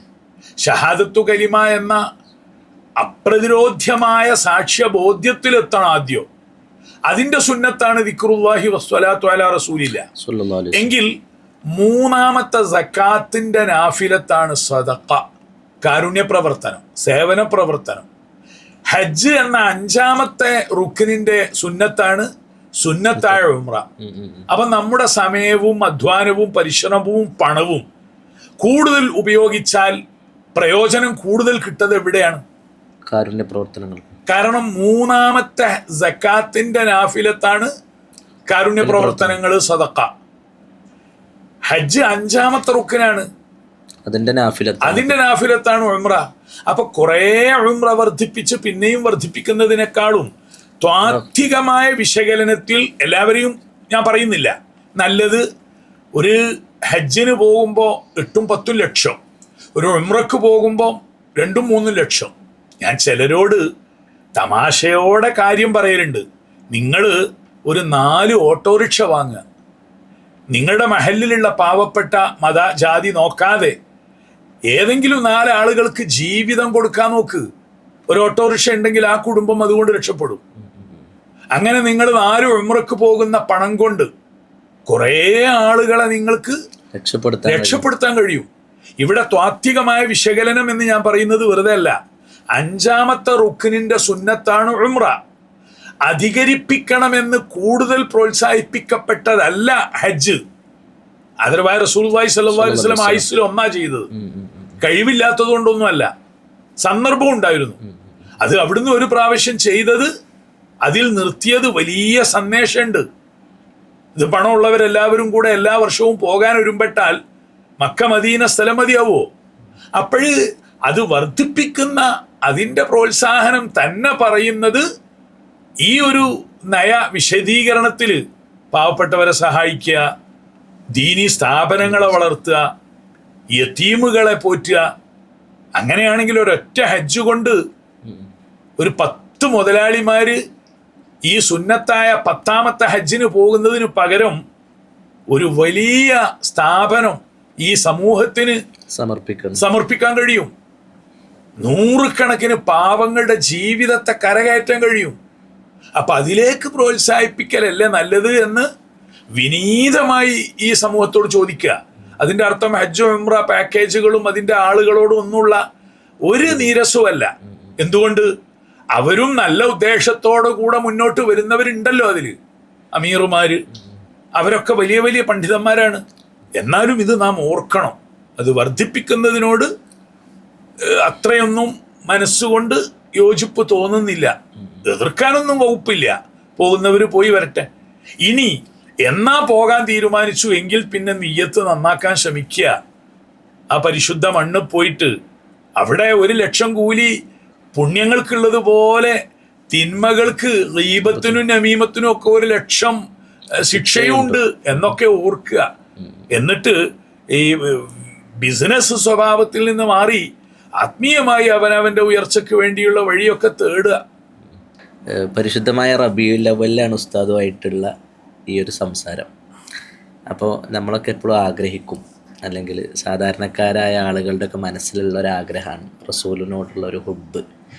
അപ്പോൾ ഇത് അധികരിപ്പിക്കാൻ വേണ്ടി, ആ ഇഷ്ക് നേടിയെടുക്കാൻ വേണ്ടിയിട്ട് ഒരു സാധാരണക്കാരായിട്ടുള്ള ആളുകൾ അല്ലെങ്കിൽ നമ്മളൊക്കെ എന്താണ് ചെയ്യേണ്ടത്?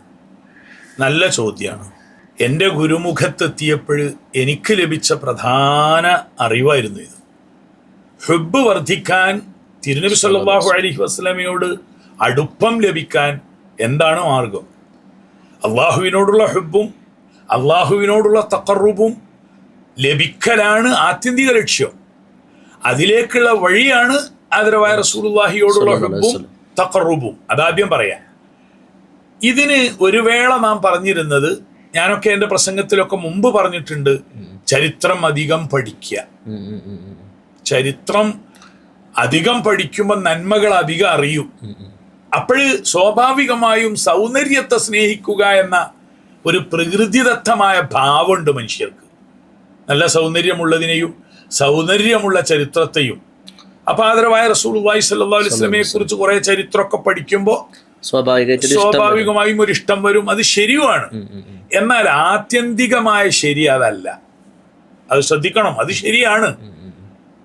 അള്ളാഹുവിന്റെ ഭാഗത്ത് നിന്ന്, അതുപോലെ തിരുനബി സല്ലല്ലാഹു അലൈഹി വസല്ലമയുടെ ഭാഗത്ത് നിന്ന് ഒരു വിശ്വാസിക്ക് ഇങ്ങോട്ട് ഹുബ്ബ് ലഭിക്കുമ്പോഴാണ് അങ്ങോട്ടുള്ള ഹുബ്ബിന് കവാടം തുറക്കപ്പെടുക. ഇത് ഒരു വല്ലാത്ത ചിന്തയാണ്. ഇത് ഖുർആനികമായ ആലോചനയാണ്. എന്തുകൊണ്ട്? പരിശുദ്ധ ഖുർആൻ പറയാണ്, ഫസൗഫ യഅ്തില്ലാഹു ബിഖൗമിൻ യുഹിബ്ബുഹും വയുഹിബ്ബൂനഹു. ഖുർആനിന്റെ ഒരായത്തിന് പൊതുവായി അർത്ഥം വെച്ചാൽ പോരാ. ഓരോ പദത്തിനും ഓരോ അക്ഷരത്തിനും അതിന് അർത്ഥമുണ്ട്. എങ്കിൽ ഈ ആയത്തിൽ അല്ലാഹു തആല ഒരു നല്ല ജനതയെ കൊണ്ടുവരും. അവരുടെ ഗുണം എന്താണ്? അവരുടെ സ്വഭാവം എന്താണ്? യുഹിബ്ബുഹും, അള്ളാഹു അവരെ ഇഷ്ടപ്പെടുന്നു, ഹുബ്ബ് ചെയ്യുന്നു. വ യുഹിബ്ബൂനഹു, തന്മൂലം അവര് അള്ളാഹുവിനെ അങ്ങോട്ടും ഹുബ്ബ് ചെയ്യുന്നു. അപ്പോഴ് ഈ ഹുബ്ബ് ആദ്യം കടന്നു വരേണ്ടത് എവിടുന്നാണ്? അള്ളാഹുവിന്റെ അടുത്തുനിന്ന്. അടിമക്ക് ഇങ്ങോട്ടാണ് കിട്ടേണ്ടത്. ഇത് ഖുർആനികമാണ്. അവിടെ തമാശ പറയാൻ പറ്റില്ല. യുഹിബ്ബുഹും വ യുഹിബ്ബൂനഹു. ഈ ഒരവസ്ഥയിൽ അള്ളാഹു തിരുനബി തങ്ങളോടുള്ള ഹുബ്ബിന്റെ വലിയ കവാടം ഏതൊരടിമക്കാണോ തുറന്നു കിട്ടുന്നത് അവരാണ് ഭാഗ്യവാന്മാർ. അതിനെന്താ മാർഗം എന്ന് വേണമെങ്കിൽ ചോദിക്കാം. അത് ചിലപ്പോഴും അള്ളാഹുവിന്റെ കൃപ കൊണ്ട് നമ്മുടെ ദുആ സ്വീകരിക്കപ്പെട്ടാലോ? അത് മഹാന്മാരൊക്കെ ദുആർന്നിട്ടുണ്ടല്ലോ. അല്ലാഹുമ്മ ഇന്നി അസ്അലുക ഹുബ്ബക വഹുബ്ബ മൻ യുഹിബ്ബുക വഹുബ്ബ അമലിൻ യുഖർരിബുനാ ഇലാ ഹുബ്ബിക. അതുപോലെ എല്ലാവരും ദുആ ചെയ്തിട്ടുണ്ട്. സയ്യിദുനാ അലി ഇബ്നു അബി ത്വാലിബ് തങ്ങളൊക്കെ ദുആ ചെയ്തിട്ടുണ്ട്. അല്ലാഹുവേ, ദാഹിച്ച് വലഞ്ഞ് വെള്ളത്തിലേക്ക് ആർത്തി വെക്കുന്ന ഒരാൾക്ക് വെള്ളത്തിനോടുണ്ടാകുന്ന ആർത്തിയേക്കാൾ ഹബീബായ സല്ലല്ലാഹു അലൈഹി വസല്ലമയോട് നിന്നോട് എനിക്ക് ഹുബ്ബ് വർദ്ധിപ്പിച്ചു തരണമേ. അപ്പോഴ് അള്ളാഹുവിന്റെ ഭാഗത്ത് നിന്ന് OTP ലഭിക്കും. അത് ആ ശൈലിയാ നല്ലത്. ആ OTP നമുക്ക് ലഭിച്ചു കഴിഞ്ഞാൽ നമുക്ക് അങ്ങോട്ട് ഹുബ്ബിന്റെ ലോകത്തേക്ക് വാതിലുകൾ തുറക്കപ്പെടും. ഇനിയും പരിശുദ്ധ ഖുർആനില് റളിയല്ലാഹു അൻഹും വറളു അൻഹു, ഇത് കോമൺ ഭാഷയിൽ നമ്മളൊക്കെ മനസ്സിലാക്കിയത് പ്രകാരം അള്ളാഹുവിനെ അവരെല്ലാവരും അങ്ങോട്ട് തൃപ്തിപ്പെട്ടു, അപ്പോഴും അള്ളാഹു തആല അവരെയും തൃപ്തിപ്പെട്ടു. അങ്ങനെയാണ് ജനങ്ങൾ മനസ്സിലാക്കുന്നത്. അതല്ല ഖുർആൻ. റളിയല്ലാഹു അൻഹും, അള്ളാഹു അവരെ പൊരുത്തപ്പെട്ടിരിക്കുന്നു, തൃപ്തി അടഞ്ഞിരിക്കുന്നു. വറളു അൻഹു, അപ്പോൾ തന്മൂലം അവര് അള്ളാഹുവിനെയും തൃപ്തിപ്പെട്ടിരിക്കുന്നു. അള്ളാഹുവിന്റെ ഭാഗത്ത് നിന്ന് ആ ഹുബ്ബിന്റെ റിളയുടെ വാതിൽ തുറന്നു കിട്ടണം. ആദരവായ റസൂലുള്ളാഹി സ്വല്ലല്ലാഹു അലൈഹി വസല്ലമയുടെ ഭാഗത്ത് നിന്ന് ആ ഹുബ്ബിന്റെ കവാടം നമുക്ക് തുറന്നു കിട്ടണം. അതിനുള്ള മാർഗം ഗുരുത്വമാണ്. അവർക്ക് ത്വാഅത്ത്, സമർപ്പണം നടത്തുക. അപ്പോഴും ചിലപ്പോൾ ആ ഹുബ്ബ് തുറന്നു കിട്ടും. സയ്യിദുന റബീഅത്ത് ഇബ്നു കഅബിൽ അൻസ്വാരി റളിയല്ലാഹു അൻഹു സഹീഹ് മുസ്ലിമിലുണ്ട്. റസൂലുള്ളാഹിന്റെ ഖൽബിൽ അദ്ദേഹത്തോട് അവാച്യമായ ഒരു ഹുബ്ബ് വരാൻ കാരണമായ ഒരു സേവനം അദ്ദേഹം ചെയ്തു. അന്തിപ്പാതിരാക്ക് റസൂലുള്ളാഹി സ്വല്ലല്ലാഹു അലൈഹി വസല്ലം വീട്ടിൽ നിന്ന് പുറത്തേക്കൊന്ന് ഇറങ്ങി നോക്കിയപ്പോൾ റബീഅത്ത് എന്ന ചെറുപ്പക്കാരനുണ്ട്, റോന്ത് ചുറ്റി നടക്കുന്നു ഉറക്കൊഴിവാക്കിയിട്ട്. എന്താണ് റബീഅ ഇവിടെ ഈ അസമയത്ത് പാതിരാവിൽ? അപ്പൊ റസൂലുള്ളാഹിന്റെ ഖൽബിൽ ഒരു ഹുബ്ബ് ഈ സേവകനോട് വന്നു. നമുക്കൊക്കെ വരുമല്ലോ, നമുക്ക് അത്യാവശ്യമുള്ള ഒരു കാര്യത്തിൽ സഹായിക്കാനോ പ്രതിരോധിക്കാനോ സംരക്ഷിക്കാനോ ആരെങ്കിലും വന്നാൽ അവരോട് അറിയാത്തൊരു ഹുബ്ബ് വരും. ആ ഹുബ്ബ് ആ റബീഅ റളിയല്ലാഹു അൻഹു നേടിയപ്പോഴും റസൂലുള്ളാഹിന്റെ ആ ഹുബ്ബിന്റെ അടയാളം എന്താ? റസൂലുള്ളാഹി അദ്ദേഹത്തോട് ചോദിച്ചു, എന്തിനാണ് താങ്കൾ ഉറക്കൊഴിച്ചിട്ട് ഈ അസമയത്ത് ഇവിടെ വന്ന് നിൽക്കുന്നത്? അപ്പൊ പറഞ്ഞു, യാ റസൂലല്ലാഹ്, എല്ലാവരും വീട്ടിലേക്ക് ഉറങ്ങാനും മറ്റും പോയി, അങ്ങേക്ക് പാതിരാ സമയത്ത് എന്തെങ്കിലും ആവശ്യം വന്നാലോ? സാധാരണ പകൽ സമയത്ത് അങ്ങേക്ക് ഖിദ്മത്ത് ചെയ്യാൻ എനിക്ക് അവസരം കിട്ടാറില്ല. അതൊക്കെ അങ്ങയുടെ ഏറ്റവും അടുത്തവരായ അനസും ബിലാലും ഖബ്ബാബും അവരൊക്കെ റളിയല്ലാഹു അൻഹും അവരൊക്കെ അടിച്ചു കൊണ്ടുപോകും. എനിക്കിപ്പം ഈ സമയത്താണല്ലോ നല്ലത്. അങ്ങേക്ക് വല്ല ആവശ്യം ഉണ്ടെങ്കിലോ തിരുനബിയെ? ഈ ഒരു ഖൽബിലേക്ക് നമ്മൾ എത്തണം. റസൂലുള്ളാഹിയുടെ ആവശ്യങ്ങൾ കണ്ടറിഞ്ഞ് നമ്മൾ നിറവേറ്റുക. ഈ കാലഘട്ടത്തിലും പറ്റും. ഈ കാലഘട്ടത്തിൽ എങ്ങനെയാ പറ്റുക? റസൂലുള്ളാഹി സ്വല്ലല്ലാഹു അലൈഹി വസല്ലമക്ക് കുടിക്കാൻ വെള്ളം കൊടുക്കുകയല്ല, അവിടുത്തെ ചരിത്രത്തിന്റെ പരിശുദ്ധി നിലനിർത്തുക. അവിടുത്തെ വ്യക്തിത്വത്തെ വിമർശനത്തിനും അധിക്ഷേപത്തിനും മുതിരുന്ന ആളുകളുടെ മുമ്പിൽ സലക്ഷ്യം പ്രമാണങ്ങൾ കൊണ്ട്, യുക്തി കൊണ്ട്, ഹിക്മത്ത് കൊണ്ട് അവിടെ ഖിദ്മത്ത് ചെയ്യുക. റസൂലുള്ളാഹിന്റെ ആ ചരിത്രത്തിന്റെ സുരക്ഷിതത്വത്തിന് വേണ്ടി പണിയെടുക്കുക. സയ്യിദുനാ റബീഅത്ത് റളിയല്ലാഹു അൻഹു ഇത് പറഞ്ഞപ്പോൾ റസൂലുള്ളാഹിക്ക് വല്ലാതെ ഹുബ്ബ് വന്നു. അപ്പൊ റസൂലുള്ളാഹി ചോദിച്ചത് എന്താ? സൽനി യാ റബീഅ, സൽനി യാ റബീഅ, നിനക്ക് ആവശ്യമുള്ളത് എന്താണോ എന്നോട് ചോദിക്കൂ. ആ ഇഷ്ടം കാരണത്താൽ, ആ ഇഷ്ടം കൽബിൽ കയറി. റസൂലുള്ളാഹിന്റെ കൽബിലാ കയറിയത്. അപ്പോഴദ്ദേഹം പറയാണ്, യാ റസൂലല്ലാഹി അംഹിൽനി. ഒരു റിവായത്തിലുണ്ട്, എനിക്കൊന്ന് സാവകാശം തരണം. കാരണം ഇതൊരു വരം അല്ലേ കിട്ടാൻ പോകുന്നത്. ഇവിടെയും നമ്മൾ പഠിക്കണം. ഇത്തരം ഒരു സന്ദർഭമൊക്കെ വന്നാൽ നമ്മൾ ഒരു 1 കോടി രൂപ എന്ന് ചോദിച്ചാൽ അത് കിട്ടും, അത് കിട്ടും. ഒരു വലിയ ബംഗ്ലാവ് എന്ന് ചോദിച്ചാൽ അത് കിട്ടും. പക്ഷെ അതൊക്കെ നശ്വരല്ലേ, 1 കോടി ചെലവായി തീരൂലേ? അപ്പൊ റബീഅത്ത് ഇബ്നു കഅബിൽ അൻസ്വാരി റളിയല്ലാഹു അൻഹു എന്ന മദീനയിലെ ആ മുഹിബ്ബ് റസൂലുള്ളാഹിയോട് പറഞ്ഞ ഒരു രംഗമുണ്ട്. അവിടുന്ന് എനിക്ക് സാവകാശം തരണം, ഞാനൊന്ന് ആലോചിക്കട്ടെ. ഇങ്ങനെ ഒരു ചോയ്സ് ലഭിക്കുമെന്ന് എനിക്ക് അറിയില്ലല്ലോ. സമയം കൊടുത്തു. എന്ത് ചോദിക്കണം? അദ്ദേഹം ആലോചിച്ചു. ദുനിയാവിലെ ക്ഷേമം, കുടുംബത്തിലെ ഐശ്വര്യം, സമ്പത്തിലെ അഭിവൃദ്ധി, അതൊക്കെ ചോദിച്ചിട്ട് എന്താ കാര്യം? കിട്ടിയ ചാൻസ് അല്ലേ ഇത്. ഈ സംസാരം കേൾക്കുന്നവരും എന്ത് ശ്രദ്ധിക്കണം? ഇത്തരം ഒരു നല്ല നിമിഷം റൗള ഷരീഫിൽ എത്തുമ്പോൾ, കഅബ ഷരീഫിൽ എത്തുമ്പോഴൊക്കെ നമ്മൾ ചോദിക്കേണ്ടത് അനശ്വരമായ വിജയത്തിനുള്ള വഴിയാണ്, ആഖിറത്തിലേക്കുള്ള വഴി. അദ്ദേഹം ചോദിച്ചു, യാ റസൂലല്ലാഹ് അസ്അലുക മുറാഫഖതക ഫിൽ ജന്ന. സ്വർഗം എനിക്ക് ലഭിച്ചേക്കാം, പക്ഷെ ഞാൻ സ്വർഗത്തിലെ ഏതെങ്കിലും ഒരു വഴിയിൽ ഹബീബ് റസൂലുള്ളാഹി ഉന്നത സ്ഥാനീയരുടെ കൂടെ, അപ്പോഴത് തന്നെ കിട്ടണം. അസ്അലുക. അവിടെ അള്ളാഹുവിനോട് അങ്ങ് എനിക്ക് ചോദിച്ചു വാങ്ങിത്തരണം എന്നൊന്നും പറയുന്നില്ല. വെറുതെ ഈ വ്യാകരണം പറഞ്ഞിട്ട് അഹ്ലുസുന്നത്തി വൽ ജമാഅത്തിന്റെ ഉലമാ പഠിപ്പിച്ച ആദർശത്തിനെ ചോദ്യം ചെയ്യാനും കളിയാക്കാനും നിൽക്കണ്ട. ഇത് നേരിട്ടല്ലേ ചോദ്യം. അസ്അലുക, ഇത് സഹീഹ് മുസ്ലിമിലുള്ളതാ. മുറാഫഖതക ഫിൽ ജന്ന, അങ്ങയുടെ കൂടെ സൗഹൃദം സ്വർഗീയ പദവിയിൽ എനിക്ക് വേണമെന്ന് ഞാൻ അങ്ങയോട് ആവശ്യപ്പെടുന്നു. അപ്പൊ ഹബീബ് റസൂലുള്ളാഹിക്ക് വേണമെങ്കിൽ എന്ത് പറയാ? അതൊന്നും എന്റെ ലിസ്റ്റിലില്ല, അതൊക്കെ നീ അവിടെ പോയി ചോദിക്കണം. അങ്ങനെയല്ല പറഞ്ഞത്. ഓക്കെ, ഞാൻ ഏറ്റു മോനെ, എന്നാൽ അതിന് പാകപ്പെടുന്ന ഒരവസ്ഥ നിനക്കും ഉണ്ടാകണം. ഫഅഇന്നീ ലക ബികസ്റത്തി സുജൂദ്. നബി ആവശ്യപ്പെട്ടു, നിനക്ക് വേണ്ടി നീ എന്നെ സഹായിക്കണം. എന്താ അതിന്റെ അർത്ഥം? നിന്നെ ഞാൻ രക്ഷിച്ച് സ്വർഗത്തിലെ ഉന്നത സ്ഥാനത്തേക്ക് അള്ളാഹുവിൽ നിന്ന് ചോദിച്ചു വാങ്ങിത്തരാം. പക്ഷെ നിനക്ക് അതിനുള്ള ഒരു പ്രാഥമിക യോഗ്യത, വിനയത്തിന്റെ, സുജൂദിന്റെ, വണക്കത്തിന്റെ ആധിക്യം, അതിന്റെ ഒരാളായി മാറണം നീ സല്ലല്ലാഹു അലൈഹി വസല്ലം. അപ്പോൾ ഹുബ്ബ് വർദ്ധിക്കാനുള്ള ഒരു കാരണം താഅത്താണ്, മറ്റൊരു കാരണം തസ്ലീമാണ്. അതിൽപ്പെട്ട ഒരു കാരണമാണ് അവിടുത്തെ ചരിത്രം പഠിക്കുക. ചരിത്രം എമ്പാടും പഠിക്കുമ്പോൾ എമ്പാടും ഉയർച്ച വരും. ഉസ്താദ് റസൂലുള്ളാഹി സ്വല്ലല്ലാഹു അലൈഹി വസല്ലമ തങ്ങളുടെ മദ്ഹുവായിട്ട് ബന്ധപ്പെട്ട് ഒരുപാട് പ്രഭാഷണങ്ങളൊക്കെ നടത്തിയിട്ടുണ്ടല്ലോ. അപ്പോൾ ജനങ്ങളുടെ ഒരു പ്രതികരണം ഏത് രൂപത്തിലൊക്കെ ആയിരുന്നു?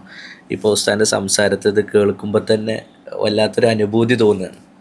അപ്പോൾ ഉസ്താദിൻ്റെ ലൈഫിൽ നേരിട്ട് പ്രഭാഷണം കഴിഞ്ഞ് ഇറങ്ങുന്ന സമയത്തൊക്കെ ജനങ്ങൾ അല്ലെങ്കിൽ ആളുകളുടെ അടുത്തേക്ക് വരുന്നുണ്ടാകും ഒരു പക്ഷേ. അപ്പോൾ അവരുടെയൊക്കെ പ്രതികരണം എങ്ങനെയൊക്കെ ആയിരുന്നു?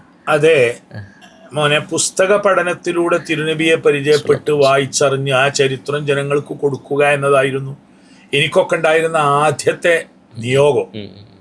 ഇപ്പോഴും അതുണ്ട്, പക്ഷെ അതിൻ്റെ കൂടെ മറ്റൊന്നുകൂടെ ഉണ്ട്. അത് ഞാൻ പറയാം. ആ ചരിത്രം പറയൽ, അതിൻ്റെ ആമുഖം തന്നെ ഞാൻ പറയൽ എന്താണ്? ദശദിന പ്രഭാഷണത്തിൽ ആദ്യത്തെ ദിവസത്തെ വേദിയിലെ പ്രേക്ഷകൻ 10ാമത്തെ ദിവസമാകുമ്പോഴേക്ക് ഈ ഒരളവ് പോരാന്ന് മഹബത്തിന്റെ. അത് സത്യമാണ്, അത് വളരാറുമുണ്ട്. രാമനാട്ടുകര ഹൈസ്കൂൾ ഗ്രൗണ്ടിൽ 10 ദിവസത്തെ പ്രഭാഷണം. സ്നേഹം, തിരുനബിയുടെ സ്നേഹത്തിന്റെ കഥ, കാരുണ്യത്തിന്റെ പ്രവാചകൻ, അനാഥകളുടെ സംരക്ഷകൻ, കുട്ടികളുടെ തോഴൻ, സ്ത്രീ വിഭാഗത്തിന്റെ വിമോചകൻ, അടിമകളുടെ സംരക്ഷകൻ, തൊഴിലാളികളുടെ നായകൻ. ഇങ്ങനെയുള്ള ചരിത്രം പറഞ്ഞിട്ട് തന്നെ സദസ്സൊക്കെ വല്ലാതെ ഈറനണിഞ്ഞിട്ടുണ്ട്. തിരുനബി സല്ലല്ലാഹു അലൈഹി വസല്ലമയെ ഊഹിച്ചതുപോലെയല്ല എന്ന് അവർക്കൊക്കെ തോന്നിയിട്ടുണ്ട്.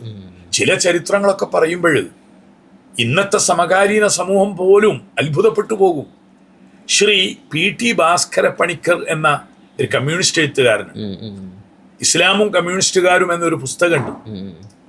കോഴിക്കോട് ദേശാഭിമാനി ബുക്സ് എന്ന ആ പുസ്തകം വാങ്ങിയിട്ട് ബസ് കയറി എറണാകുളത്തേക്കുള്ള യാത്രയിൽ ബസ്സിൽ വെച്ച് അത് വായിച്ച് കരഞ്ഞ് കരഞ്ഞ് എഴുതിയ ആൾക്ക് റസൂലുള്ളാഹിയാണ് എന്ന് ബോധ്യമൊന്നുമില്ല, അള്ളാഹുവിൽ വിശ്വാസവുമില്ല.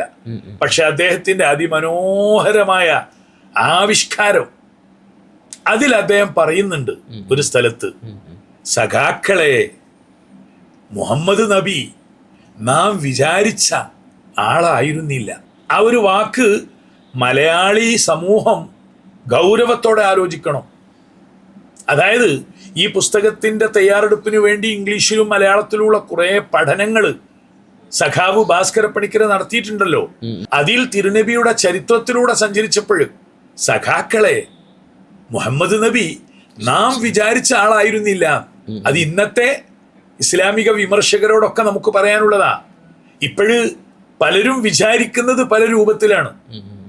എന്നിട്ട് അദ്ദേഹം പലയിടത്തും പറയുന്നുണ്ട്. ഇന്ന് പുസ്തകം മാർക്കറ്റിൽ ലഭ്യമാണ്. ഇന്ന് മാർക്കറ്റിൽ ചിലപ്പോൾ ഉണ്ടായിക്കൊള്ളണമെന്നില്ല. അത് അതിമനോഹരാണ് ആ പുസ്തകം. അതിലാണ് ഇന്ന് നബിദിന മാസമാകുമ്പോൾ എല്ലാവരും ബോർഡ് ചെയ്യുന്ന ഒരു വലിയ ആപ്തവാക്യമുണ്ട്. എൻ്റെ ജീവിതമാണ് എൻ്റെ സന്ദേശം, മുഹമ്മദ് നബി.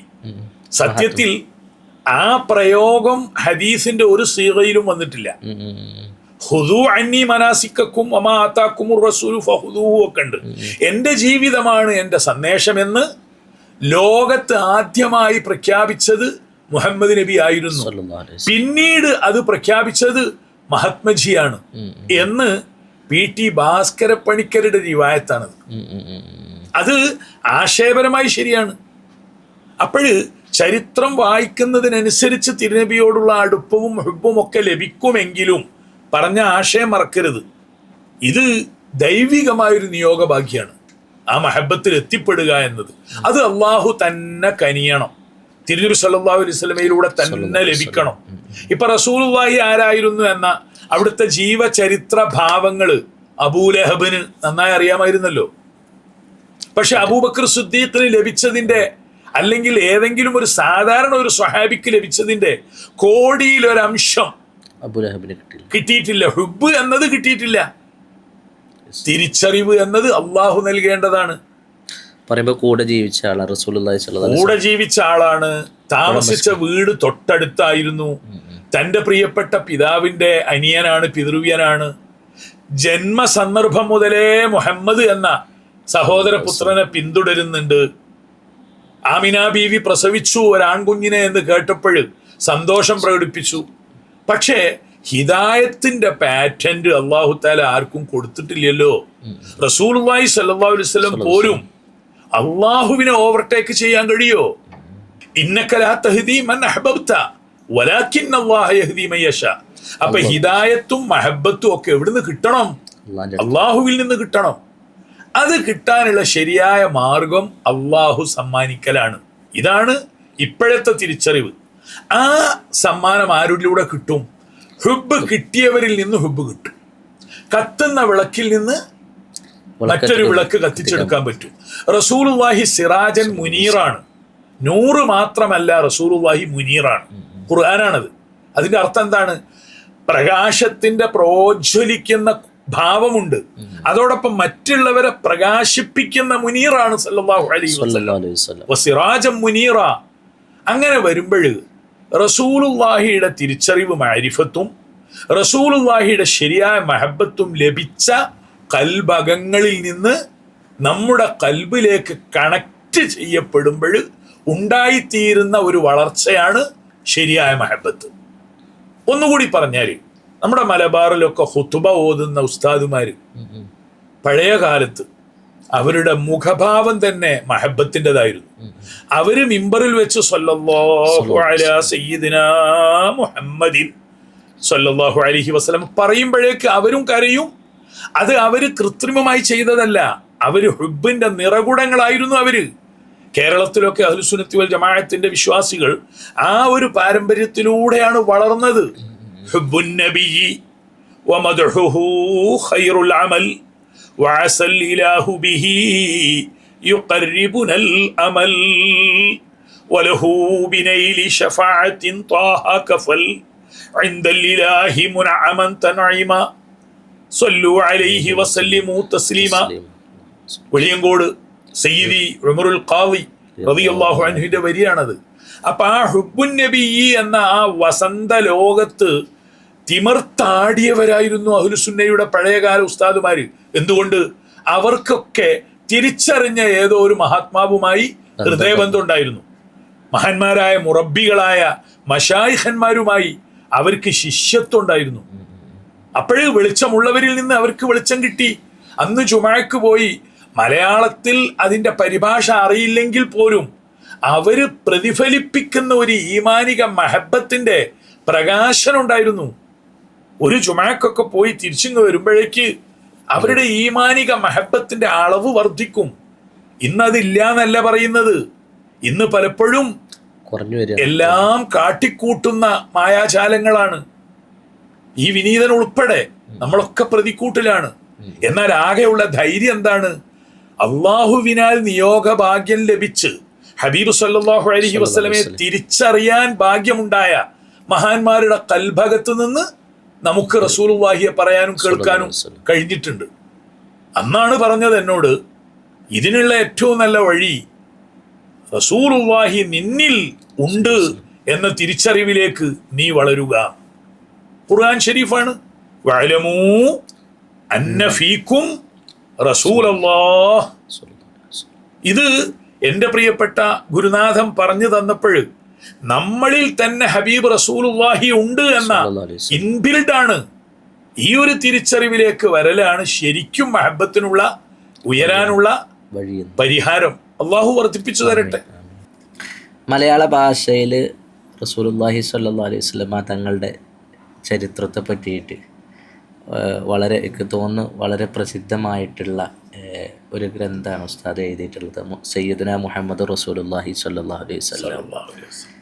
എന്തായിരുന്നു ഉസ്താദ് ഇങ്ങനെ ഒരു പുസ്തക രചനയിലേക്ക് കടന്നു വരാനുള്ള കാരണം? ഇതിൻ്റെ ഫസ്റ്റ് ഞങ്ങളൊക്കെ അറിയുന്നത് 3ാമത്തെ വാള്യം ഇറങ്ങുന്ന സമയത്താണ് ഞങ്ങൾ ഈ പുസ്തകത്തെക്കുറിച്ച് അറിയുന്നത്. അപ്പോൾ മുമ്പേ ഉസ്താദ് ഓൾറെഡി 2 വാള്യം എഴുതി വെച്ചിട്ടുണ്ട്. ഇനിയും അതിൻ്റെ ഒരു കണ്ടിന്യൂറ്റി ഉണ്ടോ, എന്തൊക്കെയാണ് ഉസ്താദിൻ്റെ? സയ്യിദുനാ മുഹമ്മദുൻ റസൂലുള്ളാഹി സ്വല്ലല്ലാഹു അലൈഹി വസല്ലം കഴിഞ്ഞ റബീഉൽ അവ്വലിലാണ് കോഴിക്കോട് ടൗൺ ഹാളിൽ സയ്യിദ് മുനവ്വർ അലി ശിഹാബ് തങ്ങൾ അതിൻ്റെ 3ാം വോള്യം പ്രകാശനം ചെയ്തു. ഒരു 10-15 വർഷം മുമ്പ് 1ഉം 2ഉം വോള്യങ്ങൾ എഴുതിയിട്ടുണ്ട്. 3ാം വോള്യം ഇറങ്ങി. കോഴിക്കോട് മർക്കസ് കോംപ്ലക്സിലെ ക്യാപിറ്റൽ ബുക്സ് ആണ് ഇറക്കിയത്. അത് ഇൻഷാ അല്ലാഹ് ഒരു 6-7 വോള്യം വരെ അത് തുടരും. ഇപ്പം 4ാം വോള്യത്തിന്റെ പണിപ്പുരയിലാണുള്ളത്. തിരുനബി സല്ലല്ലാഹു അലൈഹി വസല്ലമയെ കുറിച്ച് ഇപ്പോൾ തന്നെ മലയാളത്തിൽ എഴുതപ്പെട്ടതിൽ വെച്ച് ഏറ്റവും വലിയ പുസ്തകം അൽഹംദുലില്ലാഹ് അതിപ്പോൾ അറബിയിലേക്ക് ട്രാൻസ്ലേറ്റ് ചെയ്യപ്പെട്ട് കഴിഞ്ഞു. ഇംഗ്ലീഷിലേക്ക് അതിൻ്റെ വർക്ക് നടക്കുന്നുണ്ട്. അപ്പം അതിലെ പ്രധാനമായി പലരും എഴുതിയിട്ടുണ്ട്. മലയാളത്തിൽ നിരവധി നല്ല പുസ്തകങ്ങളുണ്ട്. പലപ്പോഴും റസൂലുള്ളാഹി സ്വല്ലല്ലാഹു അലൈഹി വസല്ലം തങ്ങൾ ഒരു ചരിത്ര പുരുഷനായിട്ട് മാത്രമാണ് ആളുകളൊക്കെ കാണാറുള്ളത്. അപ്പോൾ ഉസ്താദ് യഥാർത്ഥത്തിൽ അടുത്തറിഞ്ഞുകൊണ്ടിരിക്കുകയാണ്. ഈ ഒരു പുസ്തക രചനയിലൂടെ ആണെങ്കിൽ പോലും ഒരുപാട് കാര്യങ്ങൾ മനസ്സിലാക്കിക്കൊണ്ടിരിക്കുകയാണ്. അപ്പോൾ ഞങ്ങളെപ്പോലെയുള്ള ആളുകൾക്ക് റസൂലുള്ളാഹി സ്വല്ലല്ലാഹു അലൈഹി വസല്ലം തങ്ങൾ ഒരു ചരിത്ര പുരുഷൻ എന്നതിൻ്റെ അപ്പുറത്തേക്ക് ഉസ്താദ് ഞങ്ങളൊക്കെ പരിചയപ്പെടുത്താനുള്ളത് എങ്ങനെയാണ്? അതെ, അതാണ് ഈ പുസ്തകത്തിന്റെ പേര് തന്നെ സയ്യിദുനാ മുഹമ്മദുൻ റസൂലുള്ളാഹി സ്വല്ലല്ലാഹു അലൈഹി വസല്ലം. അവിടെ സയ്യിദുന എന്ന് ഞാൻ ഹൈലൈറ്റ് ചെയ്തിട്ട് പറയുന്നത് അവിടുത്തെ നമ്മളുമായുള്ള നായകത്വ പദവിയുടെ ബന്ധത്തെക്കുറിച്ച് ഊന്നി പറയാനാണ്. അതൊരു ആദർശമായി ജനങ്ങളിലേക്ക് എത്തണം. മറ്റൊന്ന് മുഹമ്മദുൻ റസൂലുള്ളാഹി സ്വല്ലല്ലാഹു അലൈഹി വസല്ലം. അവിടുന്ന് ആരായിരുന്നു? ചരിത്രത്തിലെ ഏറ്റവും പ്രസിദ്ധനായ വ്യക്തി എന്ന് വേണമെങ്കിൽ പറയാം. ലോകത്തെ ഏറ്റവും കൂടുതൽ വ്യക്തികൾ പേര് സ്വീകരിച്ചത് അവിടുത്തെ പേരാണ് മുഹമ്മദ്. ഇങ്ങനെ വേറെ ഒരു പേരും ലോകത്താർക്കും സ്വാധീനിക്കാൻ കഴിഞ്ഞിട്ടില്ല. ഏറ്റവും വലിയ വിപ്ലവകാരിയായിരുന്നു, ഏറ്റവും വലിയ സ്ത്രീ വിമോചകനായിരുന്നു. അങ്ങനെ അറബ് ലോകത്തിൻ്റെ വലിയ ഒരു റിപ്പബ്ലിക്കിന് പെട്ടെന്ന് ആസൂത്രണം നൽകിയ പോരാളിയായിരുന്നു സല്ലല്ലാഹു അലൈഹി വസല്ലം. എന്നാൽ അതൊന്നുമല്ല മുഹമ്മദ് സല്ലല്ലാഹു അലൈഹി വസല്ലം. ആ രീതിയിലൊക്കെ നമുക്ക് പ്രകീർത്തിക്കാൻ പരിചയപ്പെടാം. ആത്യന്തികമായി തിരുനബി സല്ലല്ലാഹു അലൈഹി വസല്ലം എന്ന മുഹമ്മദുൻ റസൂലുള്ളാഹി ആയിരുന്നു സല്ലല്ലാഹു അലൈഹി വസല്ലം. ഈ ഒരു ആശയം പുസ്തകത്തിന്റെ പേരിലൂടെ തന്നെ പ്രതിഫലിപ്പിക്കാനുള്ള ശ്രമമാണ്. നമ്മുടെ ഗുരുനാഥൻ എപ്പോഴും പറയും, കലിമത്തു മുഹമ്മദുൻ റസൂലുള്ളാഹി ഫീഹാ കുല്ലു ഷൈഇൻ. വിമോചകനായിരുന്നു, പോരാളിയായിരുന്നു, മനുഷ്യവംശത്തിന്റെ നായകനായിരുന്നു, നല്ല ഭരണാധികാരിയായിരുന്നു, നല്ല വിദ്യാഭ്യാസ പ്രചോദകനായിരുന്നു എന്നൊക്കെ പറയുന്നതിന് പകരം റസൂലുള്ളാഹി ആയിരുന്നു സല്ലല്ലാഹു അലൈഹി വസല്ലം. അപ്പോഴെന്താ അർത്ഥം? അള്ളാഹുവിൻ്റെ റസൂൽ ആയിരുന്നു എന്നാ. ഇവിടെയും നാം ശ്രദ്ധിക്കാതെ പോകുന്നൊരു കാര്യമുണ്ട്. മുഹമ്മദ് സല്ലല്ലാഹു അലൈഹി വസല്ലം അള്ളാഹുവിൻ്റെ റസൂൽ ആയിരുന്നു എന്നല്ല. അഷ്റഫ് വാഫി ഒന്നർത്ഥം വെക്കി. അഷ്ഹദു അല്ലാ ഇലാഹ ഇല്ലല്ലാഹ്, അള്ളാഹു അല്ലാതെ ഇലാഹ് ഇല്ല എന്ന് ഞാൻ സാക്ഷ്യം വഹിക്കുന്നു. അള്ളാഹു ഇലാഹായിരുന്നു എന്നല്ല, അള്ളാഹു അന്നും ഇന്നും എന്നും ഇലാഹാകുന്നു എന്നാണ്. അതേ അർത്ഥം പലരും ശ്രദ്ധിക്കാറില്ല. പ്രവാചകൻ വന്നു, ഒരു ഖുർആൻ വേദം തന്നു, അവിടുന്ന് പിരിഞ്ഞുപോയി, ദൗത്യം പൂർത്തിയാക്കി എന്നൊക്കെ പറയുമ്പോൾ പുകഴ്ത്തി പറയുന്നവർ പോലും ആ പ്രയോഗം പറയുന്നതോടുകൂടി സയ്യിദുനാ റസൂലുള്ളാഹിയുടെ വ്യക്തിത്വത്തിന്റെ ഒന്നാമത്തെ പദവിയെ കളഞ്ഞു കുളിച്ചു. നിങ്ങളൊന്ന് അർത്ഥം വെക്കി. അഷ്ഹദു അന്ന മുഹമ്മദൻ റസൂലുള്ളാഹ്. അർത്ഥം എന്താ പറയാ? അഷ്ഹദു, ഞാൻ സാക്ഷ്യം വഹിക്കുന്നു, അന്ന മുഹമ്മദൻ, നിശ്ചയം മുഹമ്മദ് സല്ലല്ലാഹു അലൈഹി വസല്ലമ, റസൂലുള്ളാഹി, അള്ളാഹുവിന്റെ റസൂൽ ആയിരുന്നു എന്നാണോ? അപ്പോഴാണ് ചരിത്ര പുരുഷനാകുന്നത്. ആകുന്നു എന്നാണ്. റസൂലുള്ളാഹി ആകുന്നു. പ്രസന്റിലും റസൂലുള്ളാഹിയാണ്. സയ്യിദന ആദം അലൈഹിസ്സലാമിന്റെ ഉത്ഭവത്തിൽ സ്വർഗീയ ലോകത്ത് വായിച്ച ബോർഡ് അഷ്ഹദു അന്ന മുഹമ്മദൻ റസൂലുള്ളാഹി എന്നാ. അപ്പോഴും അർത്ഥം എന്താണ്? അന്നും മുഹമ്മദുൻ റസൂലുള്ളാഹി ആകുന്നു എന്നാണ്. ഇത് പലപ്പോഴും ഒരു നിയോഗത്തിന് വന്നു, 23 വർഷം പൂർത്തിയാക്കി, അല്യൗമ അക്മൽതു ലക്കും ദീനക്കും എന്ന് പറഞ്ഞ് കയ്യിലേക്ക് തന്നു ഖുർആൻ ഷരീഫ്, എന്നിട്ട് കടന്നുപോയി എന്ന് പറയുന്നതോടുകൂടി തിരുനബിയുടെ വ്യക്തിത്വത്തിന്റെ പ്രഥമ ഭാവം നമുക്ക് നഷ്ടപ്പെടും. ഇസ്ലാമിക സമൂഹത്തിന്റെ പ്രബോധനത്തിൽ പോലും ശ്രദ്ധിക്കണം. എൻ്റെ ഗുരുനാഥൻ മുഹമ്മദ് അള്ളാഹുവിൻ്റെ റസൂൽ ആയിരുന്നു എന്നല്ല അതിൻ്റെ പരിഭാഷ, ആകുന്നു എന്നാണ് ഇപ്പോഴും. അതോടുകൂടി ഇന്നും എന്നും എന്നും അള്ളാഹുവിലേക്ക് നമുക്കുള്ള ദൂതരും അള്ളാഹുവിന് നമുക്ക് സന്ദേശങ്ങൾ നൽകാനുള്ള ദൂതരും, മീഡിയേറ്റർ റസൂലുൻ എന്നാണ് അർത്ഥം. അപ്പൊ അത് അന്നും ഇന്നും എന്നും ആ നിലവാരത്തിൽ പുന്നാര ഹബീബിനെ സല്ലല്ലാഹു അലൈഹി വസല്ലമെ കാണുവാൻ, ദർശിക്കുവാൻ കഴിയണം. അപ്പോഴേ വിശ്വാസമാവുള്ളൂ. ഇപ്പോഴും ഇംഗ്ലീഷിൽ ഏറ്റവും കൂടുതൽ പുസ്തകം എഴുതിയത് ഓറിയന്റലിസ്റ്റുകളാണ് തിരുനബി സല്ലല്ലാഹു അലൈഹി വസല്ലമയെ കുറിച്ച്. പരിശുദ്ധ ഖുർആനിന്റെ വിവർത്തനം ഇംഗ്ലീഷിൽ ആദ്യം എഴുതിയത് ഓറിയന്റലിസ്റ്റുകളാണ്. ഇനി മലയാള സമാജത്തിൽ തന്നെയും പ്രവാചകരെ കുറിച്ച് പല പുസ്തകങ്ങളും രാമകൃഷ്ണ റാവുവിനെ പോലുള്ളവര്, ഭാസ്കര പണിക്കരെ പോലുള്ളവര് പലരും എഴുതിയിട്ടുണ്ട്. അവരൊന്നും മുഹമ്മദും റസൂലുള്ളാഹി എന്ന സാക്ഷ്യത്തെ അംഗീകരിക്കാൻ കഴിയുന്നില്ല. ആ സാക്ഷ്യം അവരുടെ അടുത്തേക്ക് പോലും വന്നിട്ടുമില്ല. അവരുടെ കൽബകത്ത് ആ വിചാരധാര രൂഢമൂലമായിട്ടുണ്ടെങ്കിൽ ഇൻഷാ അല്ലാഹ് ഈമാനിക തലത്തിൽ അവര് ഉയർന്നവരായിരിക്കാം. നമ്മളതൊന്നും തള്ളി പറയുന്നവരല്ല. എന്നാൽ മുഹമ്മദും റസൂലുള്ളാഹി എന്ന് സമ്മതിക്കാത്തിടത്തോളം കാലം, നാവുകൊണ്ട് പ്രഖ്യാപിക്കാത്തിടത്തോളം കാലം ഇസ്ലാമിക സമൂഹത്തിൽ അംഗീകൃതനല്ലല്ലോ. അപ്പൊ അങ്ങനെ വരുമ്പോ ചരിത്ര പുരുഷനായിരുന്നോ? അതെ. ബാക്കി എന്തെന്തെല്ലാം മഹത്വങ്ങൾ പറയാനുണ്ടോ? അതെല്ലാം അതെ, ശരി. അതിലാദ്യം എന്ത് വരണം? അള്ളാഹുവിന്റെ റസൂൽ ആകുന്നു. ആയിരുന്നു എന്നല്ല, പ്രസന്റില് ആകുന്നു. അപ്പൊ ഇന്നും റസൂലാകുന്നു. ആ ദൗത്യം തിരുനബിയിലൂടെ നടക്കേണ്ടത് അവിടുത്തെ അനന്തരാവകാശികളിലൂടെ, താവഴിയിലൂടെ നടക്കുന്നുണ്ട്, നടക്കണം. ലിതുബയ്യിന ലിന്നാസി മാ നുസ്സില ഇലൈഹിം, ഖുർആനാണ്. താങ്കൾ വ്യക്തമാക്കി കൊടുക്കാൻ വേണ്ടി, താങ്കൾ വിവരിച്ചു കൊടുക്കാൻ വേണ്ടി. ലിതുബയ്യിന ലിന്നാസി, മദീനയിലുള്ള മനുഷ്യർക്ക് എന്നാണോ? നബിയുടെ ജീവിത കാലഘട്ടത്തിൽ ഭൂമിയിൽ ഉണ്ടായിരുന്നവർക്ക് എന്നാണോ? ജനങ്ങൾക്ക്, മനുഷ്യവംശത്തിന്. ലിതുബയ്യിന ലിന്നാസി മാ നുസ്സില ഇലൈഹിം. അപ്പോഴെന്താ അതിന്റെ അർത്ഥം തന്നെ? കാലാകാലങ്ങളിലും മനുഷ്യവംശത്തിന് നബി സല്ലല്ലാഹു അലൈഹി വസല്ലമയാണ് അള്ളാഹുവിന്റെ വചനങ്ങളെ വിവരിച്ചു കൊടുക്കേണ്ടത്. എന്നാൽ റസൂലുള്ളാഹി സ്വല്ലല്ലാഹു അലൈഹി വസല്ലമ ഇന്തിഖാലായില്ലേ, വിയോഗം അടഞ്ഞില്ലേ, സമാധിയായില്ലേ? അപ്പോഴാണ് ആ ദൗത്യ നിർവഹണം ഇപ്പോഴും നടക്കണം. അൽ ഉലമാഉ വറസത്തുൽ അംബിയാ, അവരിലൂടെ അമ്പിയാക്കൾക്ക് എവിടെ നിന്നാണോ, ഏത് സോഴ്സിൽ നിന്നാണോ ഇൽമ് ലഭിച്ചത്, അതേ സോഴ്സിൽ നിന്ന് ഇൽമ് ലഭിക്കുന്നവരാണ് അൽ ഉലമാ. അവരാണ് പ്രവാചകന്മാരുടെ അനന്തരാവകാശികൾ. അങ്ങനെ മനസ്സിലാക്കി റസൂലുള്ളാഹി അറിയുമ്പോൾ ഇന്നും നമുക്ക് ജീവനുള്ള, ഉണർന്നു നിൽക്കുന്ന, നമ്മുടെ കൽബിലേക്ക് ഏറ്റവും അടുത്ത് നിൽക്കുന്ന ആ വ്യക്തിത്വത്തെ അറിയാൻ കഴിയും. അതറിയാനുള്ള വഴി എന്താണ്?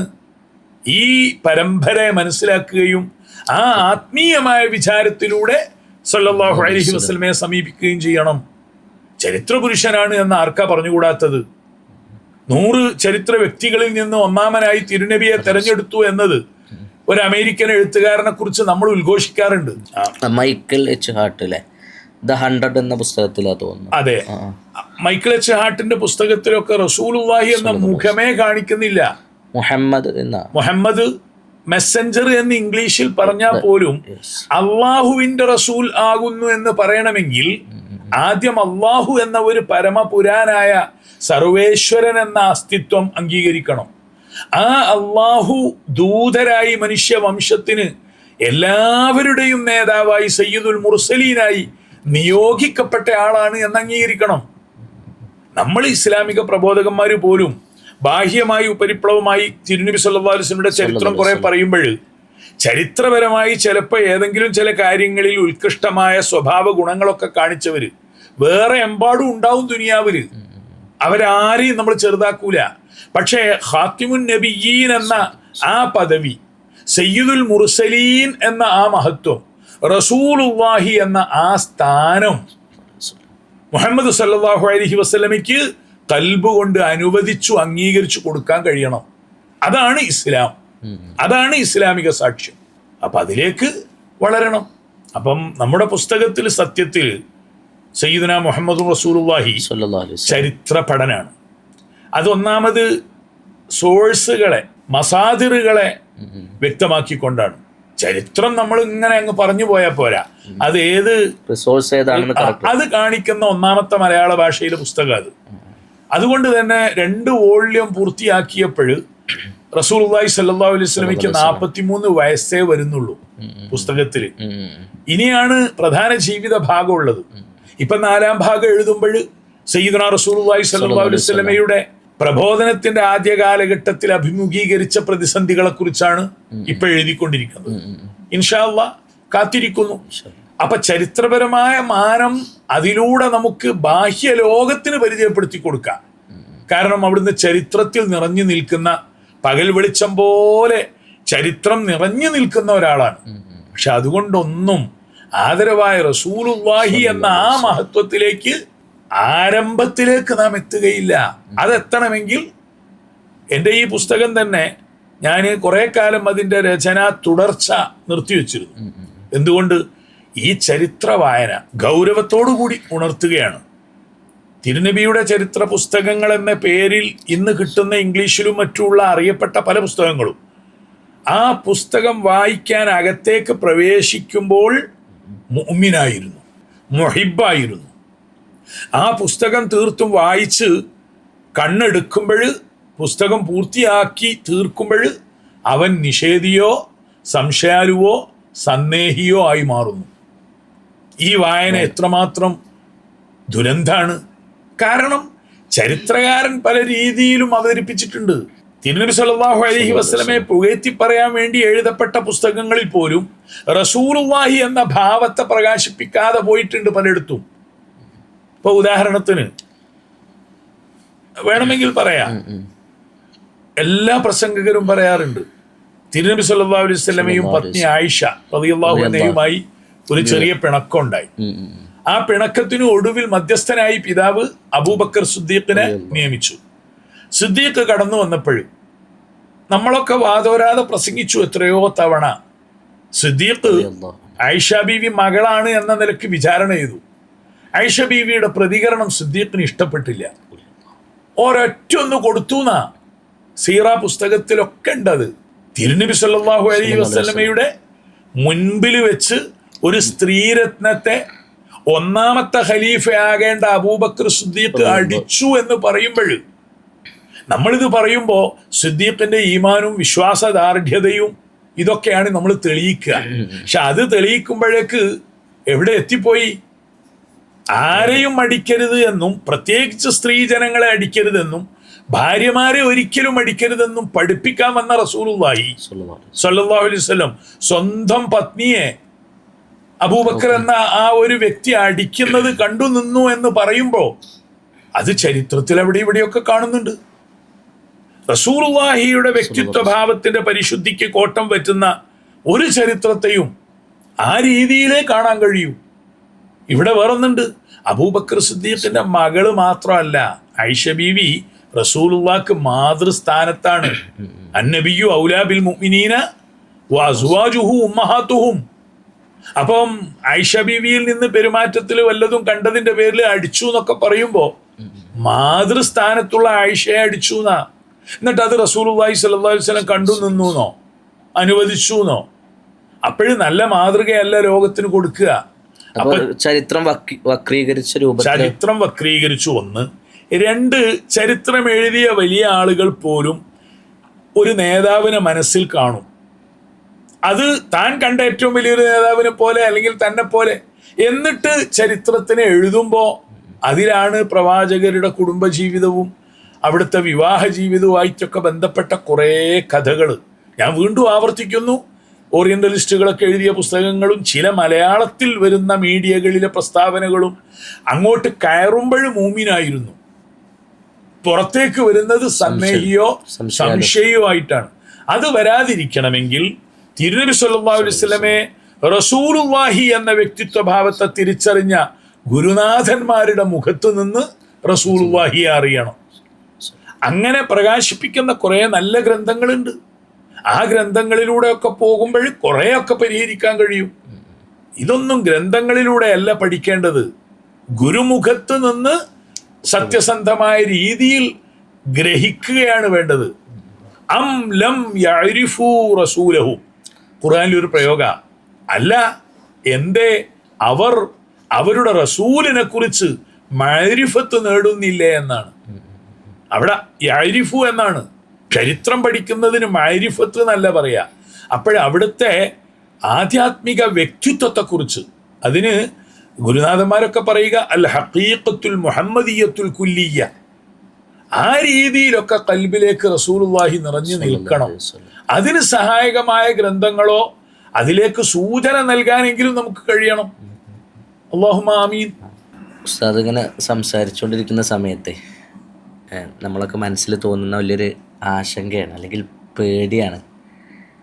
നമ്മൾ എന്തിനേക്കാളേറെ റസൂലുള്ളാഹിനെ സ്നേഹിച്ചിട്ടില്ലെങ്കിൽ പരിപൂർണ്ണ മുഅ്മിനാകൂല എന്നുള്ള ആ വാക്ക്, അത് മനസ്സിലേക്ക് ഇങ്ങനെ വല്ലാത്ത പേടി തന്നുകൊണ്ടിരിക്കുകയാണ്. ഉസ്താദ് ഇങ്ങനെ വികാരഭരിതമായിട്ട് റസൂലുള്ളാഹിൻ്റെ കുറിച്ചുള്ള ഓരോ സംഭവങ്ങളും ഇങ്ങനെ പറയുമ്പോൾ, അപ്പോൾ നമ്മളൊരു അനുരാഗിയാണെങ്കിൽ അല്ലെങ്കിൽ ഒരു ആഷിക്കാകണമെങ്കിൽ ഇത് എത്രത്തോളം നമ്മുടെയൊക്കെ ജീവിതത്തിൽ ഇത് യാഥാർത്ഥ്യമാക്കണം? അതെ, നല്ല ചോദ്യവുമാണ്. നല്ല ഒരു ഉണർത്തുന്ന സന്ദേശമുണ്ട് അതിൽ. ലാ യുഅ്മിനു അഹദുക്കും ഹത്താ അകൂന അഹബ്ബ ഇലൈഹി മിൻ വാലിദിഹി വവലദിഹി വന്നാസി അജ്മഈൻ. ഇവിടെ മുഅ്മിനാവുകയില്ല എന്നാണ്. ഫലാ വറബ്ബിക ലാ യുഅ്മിനൂന ഹത്താ യുഹക്കിമൂക ഫീമാ ശജറ ബൈനഹും. മുഅ്മിനാവുക എന്ന തലം അത്യുന്നതമായ ഒരു ശ്രേണിയാണ്. മുസ്ലിമാവുക, മുഅ്മിനാവുക, മുഹ്സിനാവുക, ഈ പ്രാഥമിക പാഠം പഠിച്ചാൽ ഈ ചോദ്യത്തിന് മറുപടി കിട്ടും. ഇസ്ലാം ആവുക, ഈമാൻ ഉൾക്കൊള്ളുക, ഇഹ്സാൻ ഉൾക്കൊള്ളുക. മർത്തബത്തുൽ ഇസ്ലാം, മർത്തബത്തുൽ ഈമാൻ, മർത്തബത്തുൽ ഇഹ്സാൻ. റസൂലുള്ളാഹി സ്വല്ലല്ലാഹു അലൈഹി വസല്ലം ബോധപൂർവമാണ് ഇതൊക്കെ പഠിപ്പിച്ചത്. മുസ്ലിം ആവൂല എന്ന് പറഞ്ഞിട്ടില്ല. ഷഹാദത്ത് കലിമ മനസ്സറിഞ്ഞ് നാവ് കൊണ്ട് പ്രഖ്യാപിച്ച് ചൊല്ലിയാൽ മുസ്ലിം ആകും. ഇപ്പൊ നമുക്കൊക്കെ അറിയാം എത്രയോ മുസ്ലിങ്ങൾ, അവർക്ക് ചിലപ്പോൾ കാൾ മാർക്സോ മുഹമ്മദോ സല്ലല്ലാഹു അലൈഹി വസല്ലം ഏറ്റവും വലിയ ആള്, പ്രിയപ്പെട്ട ആളെന്ന് ചോദിച്ചാൽ കാൾ മാർക്സ് എന്നായിരിക്കും പറയാ. അതുപോലെ ഞാൻ വേറെ ആരെയും പേര് പറയുന്നില്ല എന്നേ ഉള്ളൂ. ഇന്ന് ജീവിച്ചിരിക്കുന്ന ഒരു സിനിമാ നടന്റെ പേര് പറയുമ്പോൾ നിങ്ങൾക്ക് ഏറ്റവും പ്രിയം റസൂലുള്ളാഹി മുഹമ്മദ് മുസ്തഫയോടാണോ ഈ കലാകാരനോടാണോ എന്ന് ചോദിക്കുമ്പോൾ നമ്മുടെ മദ്രസയിൽ പഠിക്കുന്നവരും അറബിക് കോളേജിൽ പഠിപ്പിക്കുന്നവരും വരെ ചിലപ്പോഴാരുടെ പേര് പറഞ്ഞു പോവും? ആധുനിക കലാകാരന്റെ പേര് പറയും. അല്ലെങ്കിൽ അത് പറയുന്നില്ലെങ്കിലും അതിന്റെ യാഥാർത്ഥ്യം അതാണ്.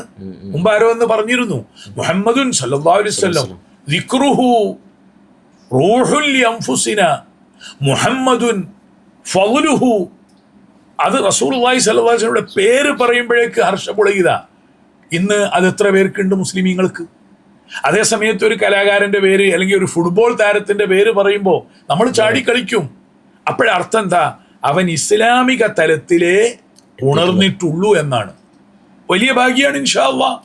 അവിടുത്തെ ഉമ്മത്തിൽ പെടും, തിരുനബി സല്ലല്ലാഹു അലൈഹി വസല്ലമയുടെ ഉമ്മത്തുൽ ഇജാബയിൽ പെടും.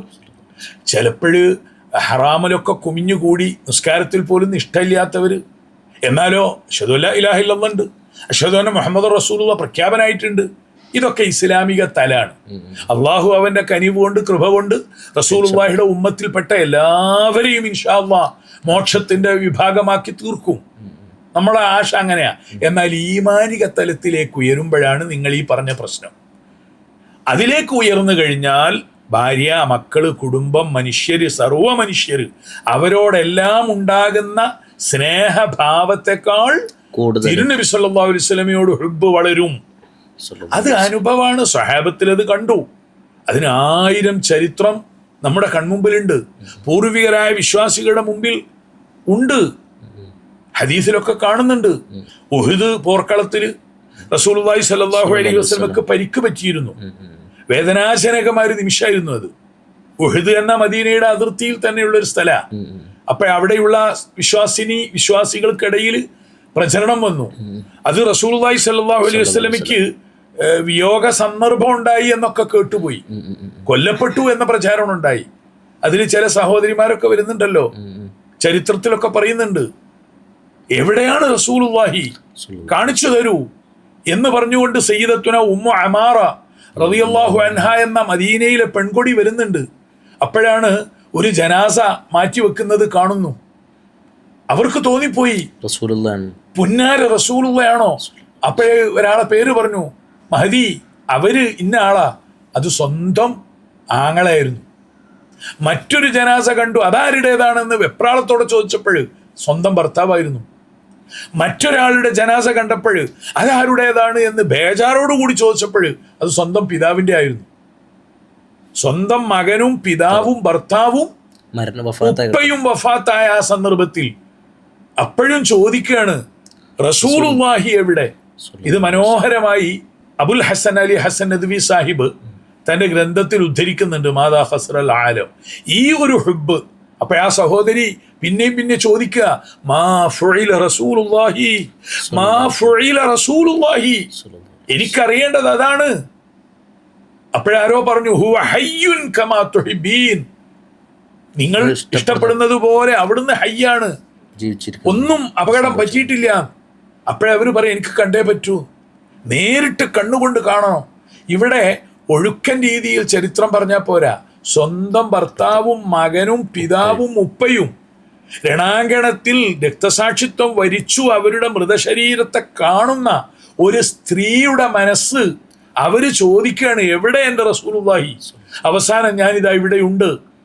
ജീവനോടെ ഹയാത്തോടെ സയ്യിദുനാ റസൂലുള്ളാഹിയെ കണ്ടപ്പോൾ ആ പെൺകൊടി പറഞ്ഞ വാക്കാണ്, കുല്ലു മുസീബത്തിൻ ജുലലുൻ ബഅദക യാ റസൂലല്ലാഹ്.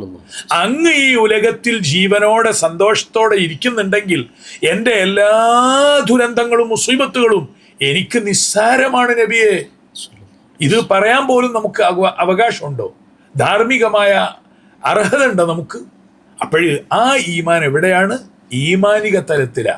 ഇനി ഇങ്ങനെ വരുമ്പോൾ ഒരു ചോദ്യം വരണം, ഇസ്ലാമിക തലത്തിലുള്ള ഈ മഹബത്ത്, ഈമാനിക തലത്തിലുള്ള മഹബത്ത്. ഖുർആനിൽ ഉടനീളം ആ പ്രയോഗം നമ്മൾ ശ്രദ്ധിക്കണം.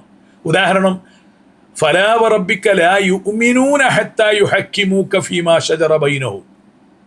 അവര് മുഅ്മിനാവുകയില്ല, അവർക്കിടയിൽ ഉത്ഭവിക്കുന്ന ഏതൊരു വിഷയത്തിലും വിധികർത്താവായി തിരുനബിയെ അങ്ങയെ അവരുറപ്പിക്കണം. വയുസല്ലിമു തസ്ലീമ, പൂർണ്ണ സമർപ്പണം കൊടുക്കണം. അത് മുഅ്മിനിന്റെ സിഫത്താ. എന്നാൽ ഇനി ഒന്നുണ്ട്, അതേതാണ്? ഇഹ്സാനിക തലം. ഇഹ്സാനിക തലത്തിലേക്ക് എത്തിക്കഴിഞ്ഞാൽ സുബ്ഹാനല്ലാഹ്, മുഅ്മിനീങ്ങളുടെയും മുസ്ലിമീങ്ങളുടെയും വിധാനത്തിൽ നിന്ന് മാറി കൺമുമ്പിൽ ഹബീബ് റസൂലുള്ളാഹിയെ നേർക്കാഴ്ചയിൽ അനുഭവിക്കുന്ന അവസ്ഥയിലേക്ക് ഉയരുക. അപ്പോഴത് സ്വാഭാവികമായും അത് ഒന്നുകൂടി മനസ്സിലാക്കി തരുമോ എന്ന് ചോദിച്ചാൽ ഈ സംസാരിക്കുന്ന ആൾക്ക് പറയാനും കഴിയില്ല, കേൾവിക്കാരായ പലർക്കും അത് ഉൾക്കൊള്ളാനും കഴിയില്ല. അതേ സമയത്ത് ഒരു കാര്യം നമുക്ക് ഉറപ്പാണ്, എന്നെ സംബന്ധിച്ചിടത്തോളം ആ ഒരു നേർക്കാഴ്ചയിൽ തിരുനബി സല്ലല്ലാഹു അലൈഹി വസല്ലമയെ അനുഭവിക്കുന്ന ബന്ധങ്ങൾ ലഭിച്ച മഹാത്മാക്കളെ നേരിട്ട് കൈപിടിക്കാനുള്ള ഭാഗ്യം ഉണ്ടായിട്ടുണ്ട്. അതുകൊണ്ട് അത് ഉൾക്കൊള്ളാൻ കഴിയും.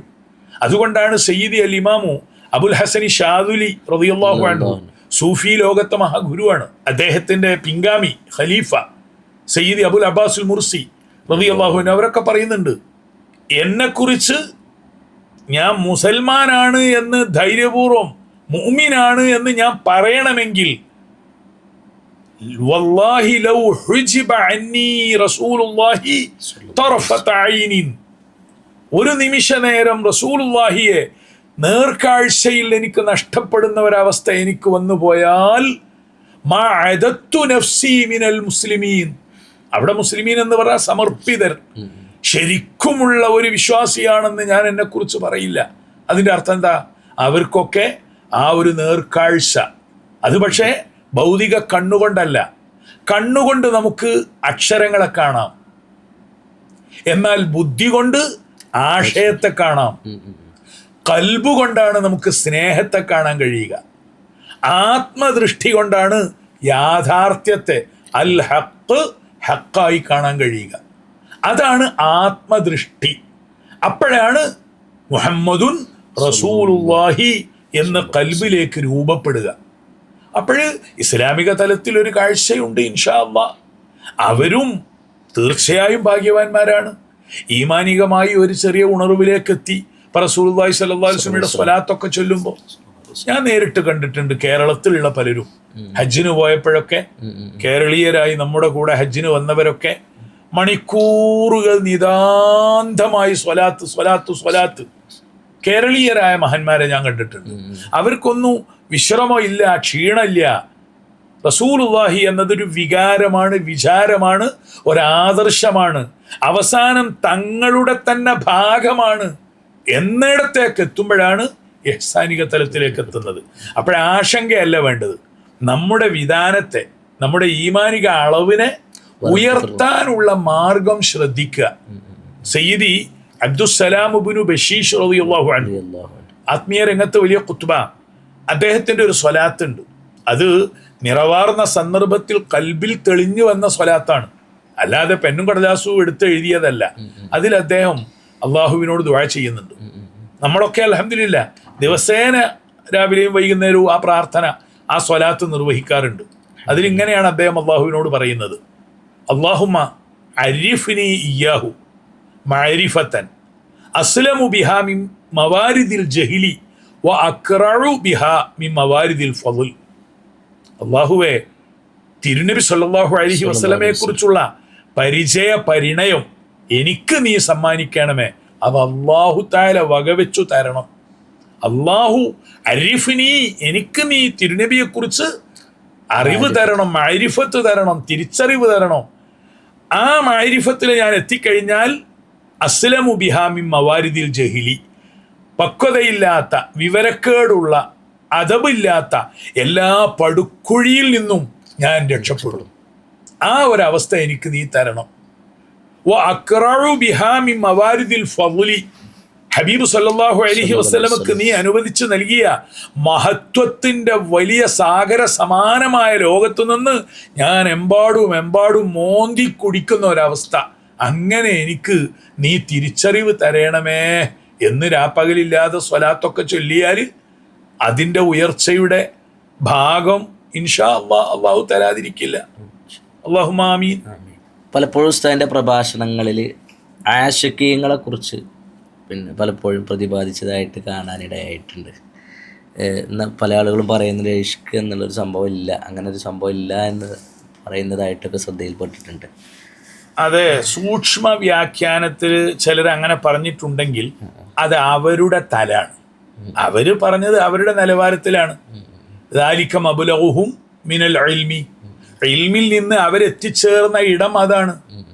എന്നാൽ അൽ ആശിഖീൻ എന്ന വലിയ ഒരു വിഭാഗം കടന്നു പോവുകയും ഇഷ്കിൻ്റെ സൗന്ദര്യ ലയത്തിൽപ്പെട്ട് പാട്ട് പാടുമ്പോഴും പറയുമ്പോഴും ആ ഇഷ്ക് തന്നെ ആശിഖത്ത് കഅയ്നി ഫബ്തുലീതു ബിസഹ്വതി ഹാശാ ലിഐനിൻ ഷാഹദത് കതനാമു. ആത്മീയമായി ഉയർന്ന ഒരു മഹാഗുരുവിൻ്റെ വരിയാണിത്. അവിടെയൊക്കെ ഉള്ള പ്രയോഗമാണെന്ത്? അഷിഖത്തുക. അപ്പോഴെന്താ സംഭവം? അഷിഖത്തുക ഐനി, എൻ്റെ കൺതടങ്ങൾ അങ്ങയെ പ്രണയിച്ചു പോയി നബിയെ. ഫബ്തുലീതു ബിസഹ്വതി, ഞാൻ ജാഗ്രത അവസ്ഥയിലേക്ക് ഉയർന്നുപോയി. എനിക്ക് ഉറക്കം വരുന്നില്ല, ഉറക്കിലും ഞാൻ ഉണർവിലാണ്, ഉറങ്ങുമ്പോഴും ഞാൻ ഉണർവിലാണ്. ഹാശാ ലിഐനിൻ ഷാഹദത് കതനാമു, അങ്ങയെ കാണേണ്ടതുപോലെ നേർസാക്ഷ്യം ലഭിച്ച ഒരാൾക്ക് എങ്ങനെയാണ് ഉറങ്ങാൻ പറ്റുക?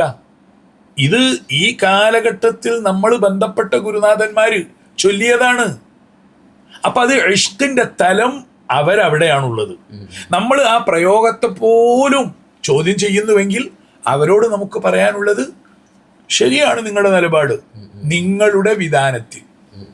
അതായത് ശരീരം പ്രണയിക്കുക, ബുദ്ധി പ്രണയിക്കുക, കൽബ് പ്രണയിക്കുക, ആത്മതലം പ്രണയിക്കുക. ഈ 4 പ്രണയവും കൂടി യോജിക്കുമ്പോൾ ഇതിന് മൊത്തത്തിലുള്ള ഖുർആനിക പേരാണ് ഹുബ്ബ്. എന്നാൽ ആ ഹുബ്ബ് ഉയർന്ന ഖറാമായി മാറും, സ്വഭാവത്തായി മാറും, ഇഷ്കായി മാറും. അപ്പൊ ആ ഹുബ്ബിന്റെ തലത്തിൽ ഇന്നലെ തിരുനബി സല്ലല്ലാഹു അലൈഹി വസല്ലമയെ കുറിച്ച് ഇങ്ങനെ ആലോചിച്ചപ്പോൾ മനസ്സിൽ വിരിഞ്ഞ ഈ വിനീതന്റെ ഒരു വരി, വഇന്നാ ഖുലൂബൽ ആശിഖീന മസാകിനുൻ വഫീഹാ റസൂലുള്ളാഹി ദൗമൻ യസ്കുനൂ. ആശിഖീങ്ങളായ പ്രേമ അനുരാഗികളുടെ കൽഭകങ്ങൾ പാർപ്പിട ഗേഹങ്ങളാണ്. കൽഭകങ്ങളിലാണ് പാർപ്പിക്കേണ്ടത്. ആരെ? വഫീഹാ റസൂലുള്ളാഹി സ്വല്ലല്ലാഹു അലൈഹി വസല്ലമ ദൗമൻ യസ്കുനു. ഈ ആശയത്തിലുള്ള നല്ല വചനങ്ങൾ ഞാൻ വേറെ വായിച്ചിട്ടുണ്ട്. ഇതൊരു കവിതാ രീതിയിലേക്ക് ഇന്നലെ മനസ്സിൽ രൂപപ്പെട്ടതാണ്. അത് ഒന്നുകൂടി, അത് നമ്മുടെ ഒരു നിർവൃതിക്ക് വേണ്ടി. വഇന്നാ ഖുലൂബൽ ആശിഖീന മസാകിനു, മസ്കനുകളുടെ ജംഅ. ആശിഖീങ്ങളുടെ കൽഭകങ്ങൾ പാർപ്പിട ഗേഹങ്ങളാണ്. അതിൽ താമസിക്കുന്നത് ആരാണ്? ആരെയാണ് താമസിപ്പിച്ചിരിക്കുന്നത്? വഫീഹാ റസൂലുള്ളാഹി സ്വല്ലല്ലാഹു അലൈഹി വസല്ലം ദൗമൻ യസ്കുനു. നിസ്കരിക്കുമ്പോൾ മാത്രമല്ല, സ്വലാത്ത് ചൊല്ലുമ്പോൾ മാത്രമല്ല, സദാ നിമിഷത്തിലും റസൂലുള്ളാഹിയെ കൽബിലേക്ക് കടത്തി ഉൾക്കൊണ്ട് നടക്കുന്ന ആൾക്ക് ചിലപ്പോൾ ആ ഹുബ്ബിന്റെ പ്രകാശനോ അടയാളങ്ങളായിട്ടൊന്നും കാണൂല, നിറഞ്ഞു നിൽക്കുകയാണ്. ഹുബ്ബ് നല്ല പോലുള്ള ആളുകൾക്ക് ഇതിന്റെ പ്രകാശനങ്ങൾ കാണൂല എന്ന് ഉസ്താദ് പറഞ്ഞല്ലോ, അതൊന്നുകൂടെ ഒന്ന്. അതായത് പ്രകാശനങ്ങൾ അവരുടെ കൽഭകം ഓളം തള്ളും. മഹബത്തിന്റെ, ഇഷ്കിന്റെ, ഖറാമിന്റെ, സ്വഭാവത്തിന്റെ വല്ലാത്ത ഓളം അവരുടെ കൽഭകങ്ങളിൽ ഉണ്ടാവും. എന്നാൽ ഈ ചിലപ്പോ കാണുന്നവരുടെ മുമ്പിലൊന്നും അവരത് കരച്ചിലുകൊണ്ടും നിലവിളി കൊണ്ടും ഒന്നും കാണിക്കൂല. അതിന് നമ്മുടെ ഗുരുനാഥ മനോഹരമായ ഒരു ഉദാഹരണം പറഞ്ഞത് അത് ആർക്കും മനസ്സിലാവും. അതായത് അഭിനയ കൃത്രിമ രൂപത്തിലല്ലല്ലോ ഈ ഹുബിന്റെ പ്രകടനങ്ങൾ വേണ്ടത്. അത് കൽബിൽ കിട്ടിയവൻ ചിലപ്പോൾ അവന് തന്നെ നിയന്ത്രിക്കാനാകാതെ ചിലപ്പോഴൊക്കെ പ്രകാശിക്കും. അത് വേറെ കാര്യം. നമ്മൾ ഒരു സുഗന്ധദ്രവ്യങ്ങൾ, പെർഫ്യൂംസ് വിൽക്കുന്ന ഒരു മനോഹരമായ കട, AC ഒക്കെ ഇട്ട് നല്ല വെളിച്ചമൊക്കെ വെച്ച് നിരവധി സുഗന്ധ ദ്രവ്യങ്ങൾ. അവിടെ ജോലി ചെയ്യുന്ന 6-7 പേരുണ്ട്. അവരെ നിങ്ങളൊന്ന് സാധാരണ പുറത്തുനിന്ന് നിരീക്ഷിക്കുക, അവർക്ക് ഒരു ഫീലിങ്ങും പ്രത്യേകമായിട്ടുണ്ടാവില്ല. അവർ ഇന്നലെ വൈകുന്നേരം കട അടച്ചു പോയി ഇന്ന് രാവിലെ കടന്നു വന്നപ്പോഴും സാധാരണ പോലെ അവരവിടെ ഇരിക്കണു. ഇത് നമ്മൾ കാണുന്നതല്ലേ. എന്നാൽ ഇനി പറയുക, ഒരു വ്യക്തി, ഫീലിംഗ് ഉള്ള ഒരു വ്യക്തി പുറത്തു നിന്ന് വെയിലത്ത് നടന്നു വന്ന് നേരെ ഈ ഷോറൂമിലേക്ക് അങ്ങ് കയറി വാതിൽ തുറന്നാൽ അദ്ദേഹം ആ സുഗന്ധത്തിന്റെ അനുഭവത്തിന്റെ നിറവിലായിരിക്കും. എന്ന് മാത്രമല്ല, ആ കടക്കാര് ഇത് ഒക്കെ ഒന്ന് കത്തിച്ച് അതിന്റെ പുകയൊക്കെ തൻ്റെ അടുത്തേക്ക് കൊണ്ടുവന്നാല് തങ്ങൾ എന്ത് ചെയ്യും? അത് അനുഭവിക്കും. കുറച്ചു നേരം, മണിക്കൂറുകൾ അവർ ആ സുഗന്ധത്തിന്റെ നിർവൃതിയിൽ ലയിക്കും. ഇവിടെ എന്താണ്? അവിടെ നേരത്തെ ഉണ്ടായിരുന്നവർക്ക് അതുണ്ട്, പക്ഷെ അവരതിൽ ലയിച്ച് അതിനകത്ത് കിടക്കുന്നവരാണ്. ഇത് ഉദാഹരണം എവിടുക്കാ പാകെന്നറിയോ? ഒരു പാട്ട് പാടുമ്പോൾ, ഒരു സ്വലാത്ത് ചൊല്ലുമ്പോൾ, ഒരു മൗലിദ് പറയുമ്പോൾ, ഒരു വഅദ് പറയുമ്പോൾ മാത്രമല്ല, റസൂലുള്ളാഹി അവരുടെ കൽഭകങ്ങളിൽ വസിക്കുകയാണ് എപ്പോഴും. അത്തരക്കാര് മദീന മുനവ്വറയിൽ എത്തിയാൽ പോലും ആടിക്കളിക്കൂല. അവരുടെ കൽബിൽ നേരത്തെ ഉണ്ട്. അവർക്ക് മലബാറിൽ നിന്നും റസൂലുള്ളാഹിയെ ലഭിക്കും, ഹറമിൽ നിന്നും റസൂലുള്ളാഹിയെ ലഭിക്കും, മദീന മുനവ്വറയിൽ പോയാലും റസൂലുള്ളാഹിയെ ലഭിക്കും. പിന്നെ എന്താണ്? അവിടുന്ന് നടന്നിരുന്ന ചരിത്ര പ്രദേശങ്ങളും മണൽത്തരികളും കാണുമ്പോഴുണ്ടാകുന്ന ഒരടുപ്പവും ആ ചരിത്ര ഓർമ്മയും കൂടുന്നേ ഉള്ളൂ. അവര് ഈ അത്തറ് കടയിലെ കച്ചവടക്കാരെ പോലെയാണ്. അവര് നേരത്തെ റസൂലുള്ളാഹിയെ ആവാഹിച്ചവരാണ്, സ്വാംശീകരിച്ചവരാണ്. റളിയല്ലാഹു അൻഹും. അത്തരം ഗുരുനാഥന്മാരെയൊക്കെ കാണാനുള്ള അവസരം ഉണ്ടായിട്ടുണ്ട്. അപ്പൊ അവരൊക്കെ സംസാരത്തിലൊന്നും ചിലപ്പോ കണ്ടോളണമെന്നല്ല, എന്നാലും സയ്യിദുനാ റസൂലുള്ളാഹി എന്ന് പറയുന്ന ആ ഒരൊറ്റ പ്രയോഗത്തിൽ എല്ലാം ഉണ്ടാകും. അവരൊക്കെ സ്വല്ലല്ലാഹു അലൈഹി വസല്ലം പറയുമ്പോഴേക്ക് അത് നിറഞ്ഞ് കവിയും നമ്മുടെ കൽബിലേക്ക്. അപ്പം അക്ഷരക്കസർത്തുകളിൽ നിന്ന് മാറി, ഒന്നുകൂടെ പറയാം, കണ്ണുകൊണ്ട് കാണേണ്ടത് ചരിത്രത്തെയാണ്, എന്നാൽ ബുദ്ധി കൊണ്ട് കാണേണ്ടത് ആശയത്തെ, ദർശനത്തെയാണ്. കൽബ് കൊണ്ട് മാത്രമേ പ്രണയത്തെ കാണാൻ കഴിയൂ. പ്രിയപ്പെട്ട ഉമ്മ എന്ന് പറയുമ്പോൾ കണ്ണുകൊണ്ട് കാണുന്ന ഒരു ഉമ്മ ഉണ്ട്. എന്നെ താലോലിച്ച് വളർത്തി, എന്നെ പഠിപ്പിച്ച് വളർത്തിയ ബുദ്ധി കൊണ്ട് കാണാൻ പറ്റുന്ന ഒരു ഉമ്മ ഉണ്ട്. എന്നാൽ കൽബ് തുറന്ന് വെച്ച് കാണുമ്പോഴാണ് ശരിക്കും മാതൃസ്നേഹത്തെ പ്രകടിപ്പിക്കാൻ കഴിയുക. ഇനി അതിലും അപ്പുറമാണ് ഉമ്മയുടെ യാഥാർത്ഥ്യം തിരിച്ചറിയുന്ന ഒരവസ്ഥ. അതും കൂടി ഉണ്ടായാൽ പിന്നെ എങ്കിൽ ആ ഉമ്മമാരുടെ മുഴുവൻ ഉമ്മയാണ് അന്ത ഉമ്മുൻ അം അബു മാ റഅയ്നാ ഫീഹിമാ മിസ്ല ഹുസ്നിക ഖത്തു യാ സയ്യിദി ഖൈറൻ നബി. തിരുനബിയാണ് ലോകത്തിന്റെ മുഴുവൻ അടിത്തറയും അസുലും. വഇന്നഹുൽ അസ്ലു വൽ ആബാഉ ഇത്റതുഹു. അത് ഒരു ഗുരുമൊഴിയാണ്, പെട്ടെന്ന് അർത്ഥം മനസ്സിലാവൂല. വഇന്നഹുൽ അസ്ലു, സയ്യിദന ആദം മുതൽ എല്ലാ നബിമാരുടെയും അസ്ലു തുടക്കം ആരാണ്? റസൂലുള്ളാഹിയാണ്. വൽ ആബാഉ ഇത്റതുഹു, പിതാമഹന്മാരായ തെരഞ്ഞെടുക്കപ്പെട്ട മഹന്മാർ അവര് തന്റെ സന്താനങ്ങളാണ്. റസൂലുള്ളാഹിയുടെ തെരഞ്ഞെടുക്കപ്പെട്ട സന്താനങ്ങളാണ് അവിടുത്തെ പിതാമഹന്മാർ. അതുകൊണ്ടല്ലേ സയ്യിദന ആദമാകട്ടെ, സയ്യിദന ഇബ്രാഹിം, സയ്യിദന ഈസ, സയ്യിദന മൂസ അലൈഹി മുസ്സലാത്തു വസ്സലാം, അവരെല്ലാവരും നഫ്സി നഫ്സി എന്ന് പറഞ്ഞ് മാറി നിൽക്കുമ്പോൾ അവരെ എല്ലാവരെയും കര കയറ്റുന്ന ഹുവ മൽജഉ ശുഫാഇ സാഹിബു സജ്ദത്തിൻ യൗമ സിഹാമി വലാ യഖീബു റജാഹു സല്ലല്ലാഹു അലൈഹി വസല്ലം. റസൂലുള്ളാഹി സ്വല്ലല്ലാഹു അലൈഹി വസല്ലമയെ കുറിച്ച് ഓർമ്മ പുതുക്കാം, പല വിചാരങ്ങളെയും മനസ്സിലേക്ക് കൊണ്ടുവന്നു.